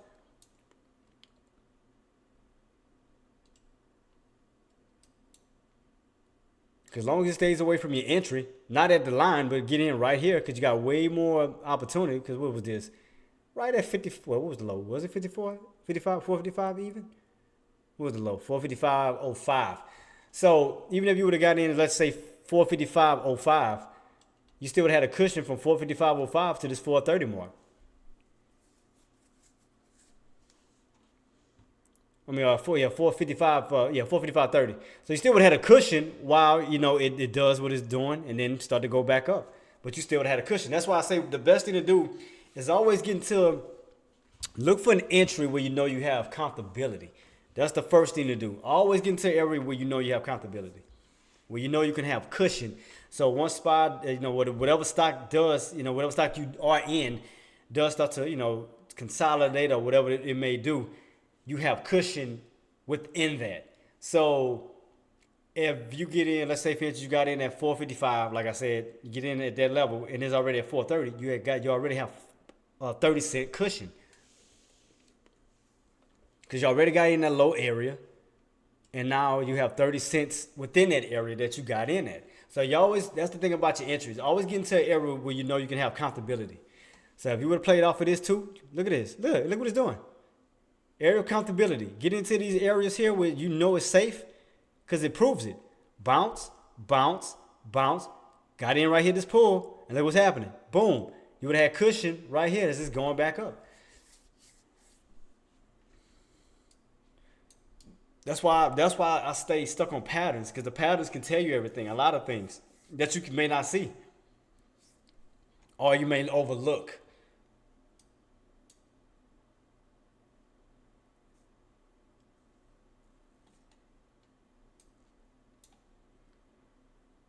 Because even though we're in a channel, we're in a weekly type channel, we're still on an uptrend. Let me show you what I mean. So even if I put these intradays together, right? If I put these intradays together, we are still on a channel, but for today, we are on an uptrend for today's intraday. But if you look at it overall, we are still in a channel. If it makes sense to you. Yeah, see? We still in this channel, but today it's on an uptrend. Moving up to the upper portion of the channel, which is the top of 455.60. So that's why I say when he does these little moves here, I'm not convinced because we haven't really touched the areas that it needs to turn around at. This is what's convincing to me because it proves it. If you look at it, 455.60, proof, 455.60, proof, 455.60, proof, 455.60. It has activity not within just today, but multiple days. So I'm more convinced with 455.60 than here. Because it's letting me know that. So that's why even when you go through these little small pullbacks, that doesn't mean a major pullback is coming. I'll still stay on the call side because we haven't really hit the real areas of resistance just yet. We haven't hit it yet. So that's why I don't think this is the top yet. We're still gonna move up to this 455.60 range where we hit at in the past. Once, twice, 3, 4, 5, the same areas. And as far as the 455.80, we only tested that once. That's one time. So this is kind of like a minor resistance up to a major resistance because you only test here one time, came all the way down. But the 455.60, you tested here numerous times. Once, twice, 3 times, 4, 5. And we could possibly be doing it for a 6th time. So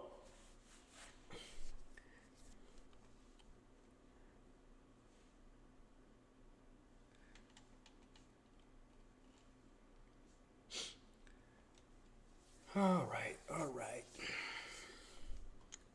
Yeah, if y'all need help with any of the stocks, do feel free to reach out to me. It doesn't always necessarily have to be me talking about SPY all the time. If you want me to talk about any of the stocks, I'll take a look at it real quick. It's no problem at all.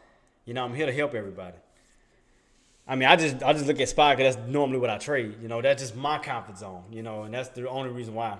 I could talk about other stocks, anything else y'all may want to talk about or want to bring up. I could take a quick look at it. And that was the reason why I brought up HKD. Because I looked at what Boss Man brought up on my whatchamacallit. So I took a look at it.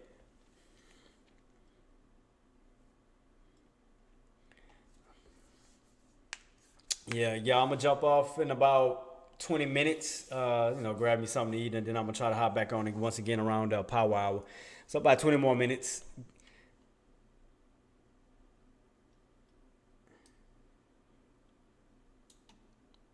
So I'm just taking a look at it, make sure everything. Like I said, if y'all have any questions, any comments, any concerns, do feel free to reach out to me. I'm about to say, I know that wasn't active again.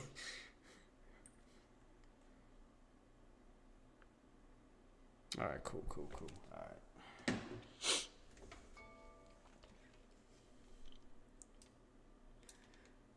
So right now we may just channel. We may just kind of channel out, but as long as we still hold up on this uptrend, we still good. Makes like a little small channel, but then start to slowly move right back on up to this 455.60 level. And if we do break 455.60, your next run is up to the 455.80 because you can see right here, it's a little bit above it, but not too much. It's what, 455.83-ish? I like to round it. The little few cents off, I don't pay attention to that. I like to pay attention to the whole number in general. That's why I won't be really paying attention to like 488, 465. I either look at 460, 480, 490, 450, something like that along that line. Or if I do see 465 or 488, I round it. I like 454, 90.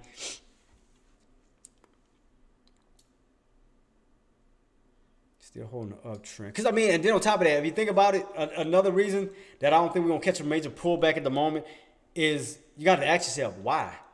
Like, do we have any bad news? Anything to really bring the stock down? I don't really see any reason for SPY to panic at this moment. Like, I don't see no negative data. I don't see no negative nothing, the only thing that could do it is, volatility, of course. But I don't see nothing major overall that'll cause a huge impact in order to bring SPY down, is what I'm saying.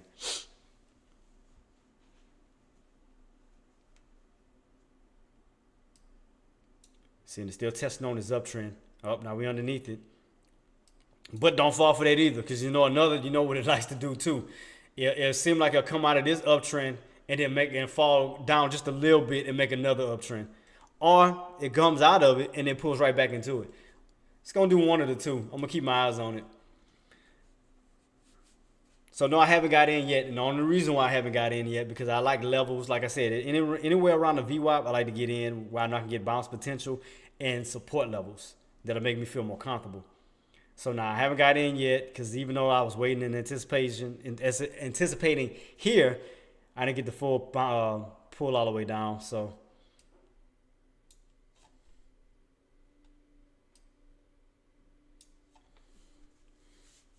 because anytime you're away from the VWAP, it's always gonna return right back to it. Whether it's on the downside or the upside, you go up, it returns right back to it. It goes down, it returns right back to it.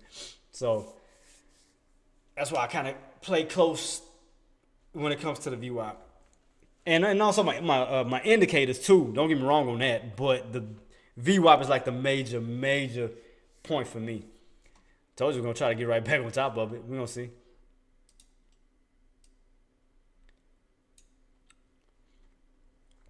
But if y'all did make a trade, man, congratulations, man. I mean, great job. You know, just missed my little marker, man. Like I said, I just need to make 200 so they'll put me in that little middle bracket. And then 500 more, I'll be out of phase one going into phase two. And then phase two would take me to, God dang it. Boy, why am I always slipping? I swear I'll be slipping on these keys. That's not what I want. No.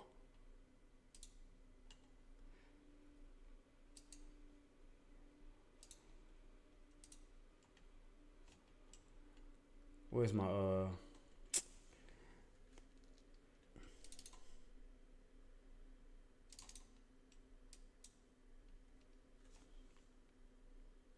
Oh, no wonder. I'm tripping.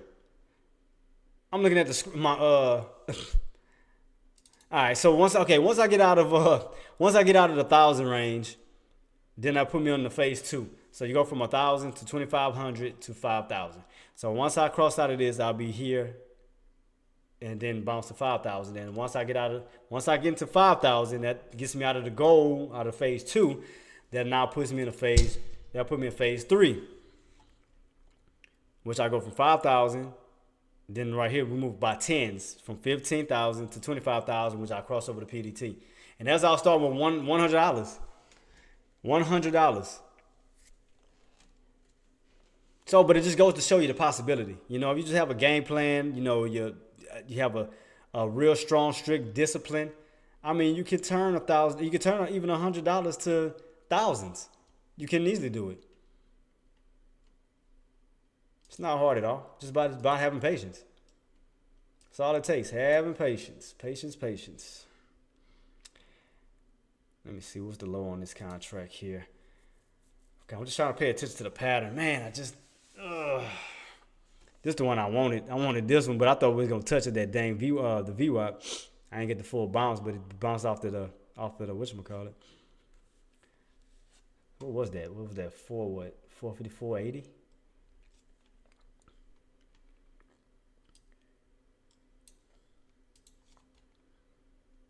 That's my my puts contract. These are my call contracts. So just trying to pinpoint which way I want to go. But if I do see it come down, I'll look for a call for a bounce potential. If it goes up, I'll look for a put potential. But it's still in the middle. So I'm still not, kind of waited out. Oh, boy.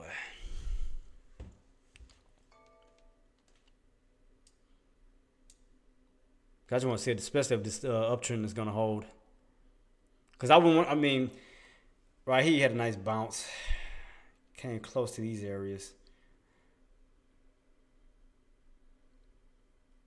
Trying to see if we're going to try to bounce off of this from this red candle. From this red candle, see if we can stay on top. But, yeah, look like it's getting a little weak. Let's see.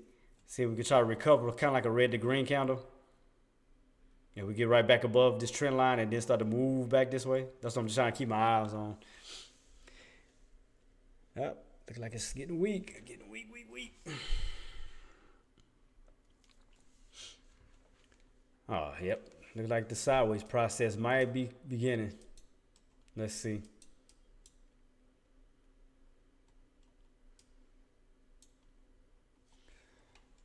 Let me see how HKD what HKD doing real quick on what's so downtrend still got it then. So boom, boom. So down, still on a downtrend. You know, it look like it's challenging. I mean, the downtrend look like it's still holding. So could be seeing it.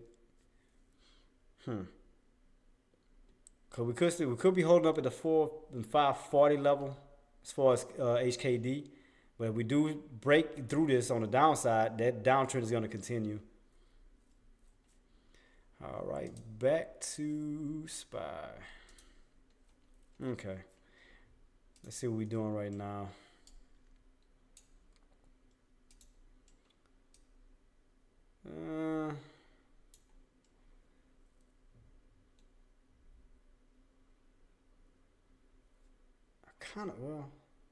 I was about to say, I kind of see a small head and shoulders, but I don't know what's going to happen. I kind of see it right here. Kind of like a little small head and shoulders. It looked like it.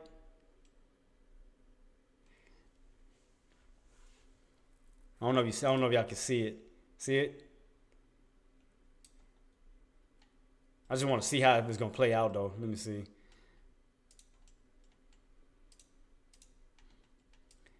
So you kind of see it right here, kind of like a shoulder here, head here. Trying to set itself up for the next shoulder. That's what it look like. I mean, I'm not saying it's gonna do it. It just looks like a head and shoulders.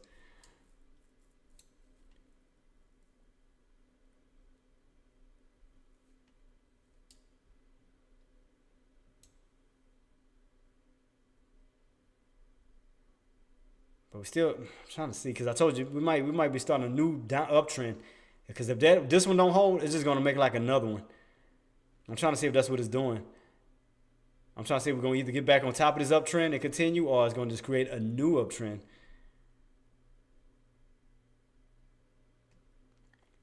Because we haven't yet started to do the downtrend just yet. I mean, we got to hit a few key points in order to form that. So I'm still just looking at it from an uptrend standpoint. So right now that uptrend to me still holding. See, you can still get back on top of it and it continues to keep running. So I just want to see how high it's going to play itself out right here. So let's see. Yeah, see, bounce, bounce, bounce. So you know that's strong support as far as on the uptrend side. And it can also be strong resistance on as far as being underneath it. But if we do happen to get back above it, it's going to turn right back into support and keep running. However, if we do stay underneath it, the downtrend can start to perform. It can start forming. Yeah, it didn't look like it wants to. Because where we at right now? Because are we back on it? We still holding above Monday's old high there, 454.13. Trying to see if we're going to stay underneath it. What?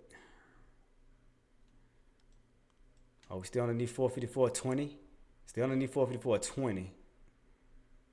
And as soon as I say it's going to get to, every time I say something, it do it. You dirty. No, I'm just kidding. But nah, because I had a finesse what it was going to do. If it holds, all it's going to do is just pick itself right back up on this uptrend and keep going. That's what I was waiting on. I'm going to see if it's going to actually do it. I knew it was going to do either one of the two. I was just waiting on it. I was like, it's going to either do a red to green to where it throws itself right back on this uptrend and keep going, or we stay underneath the downtrend plus Monday's high day and we start to form a downtrend. Because 455.20 is still holding as resistance. You can see that. Where I got my line at, that's still holding. So we might be making a head and shoulders. I mean, it may. I mean, I'm not trying to speak it too soon, but we're underneath the certain areas that form that shoulder on here.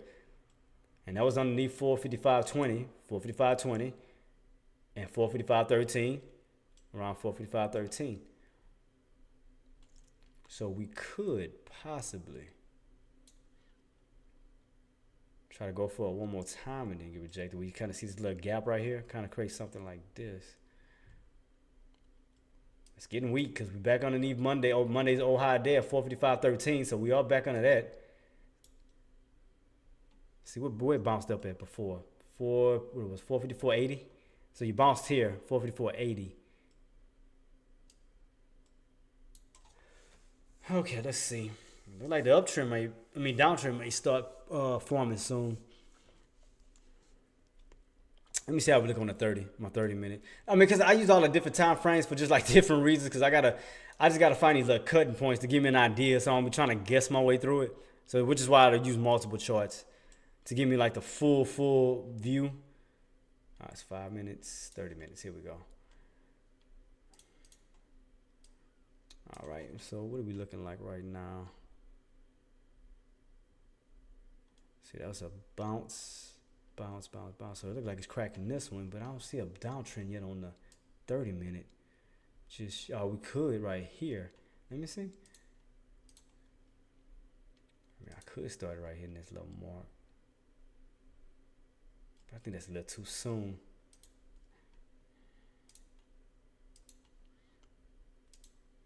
Let me see real quick. Right about. It's not too steep enough.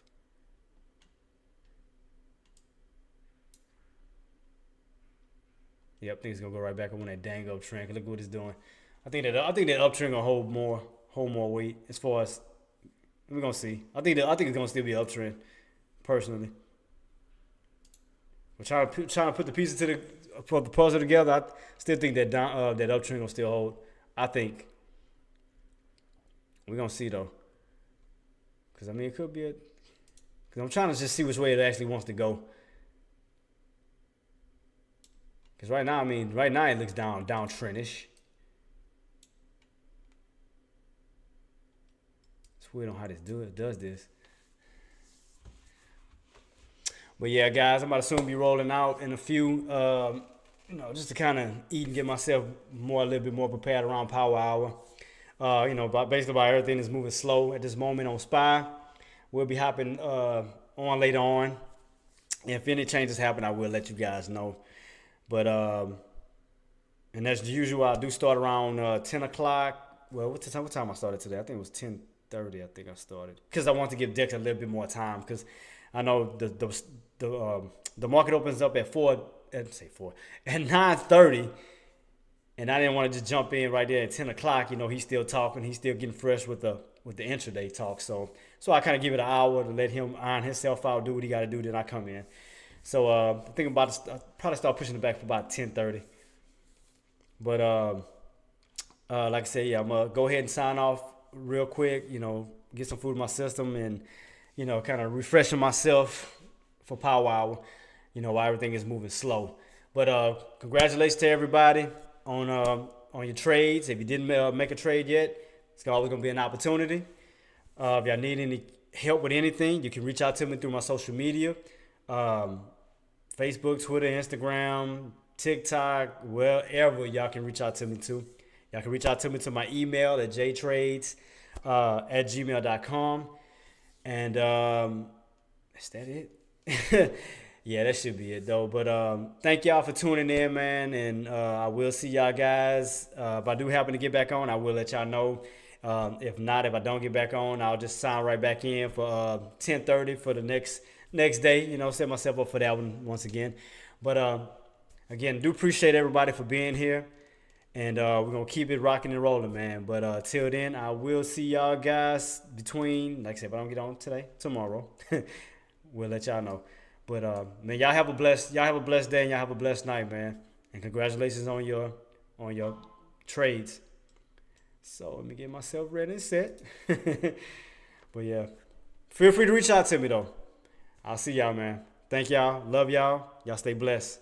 Peace.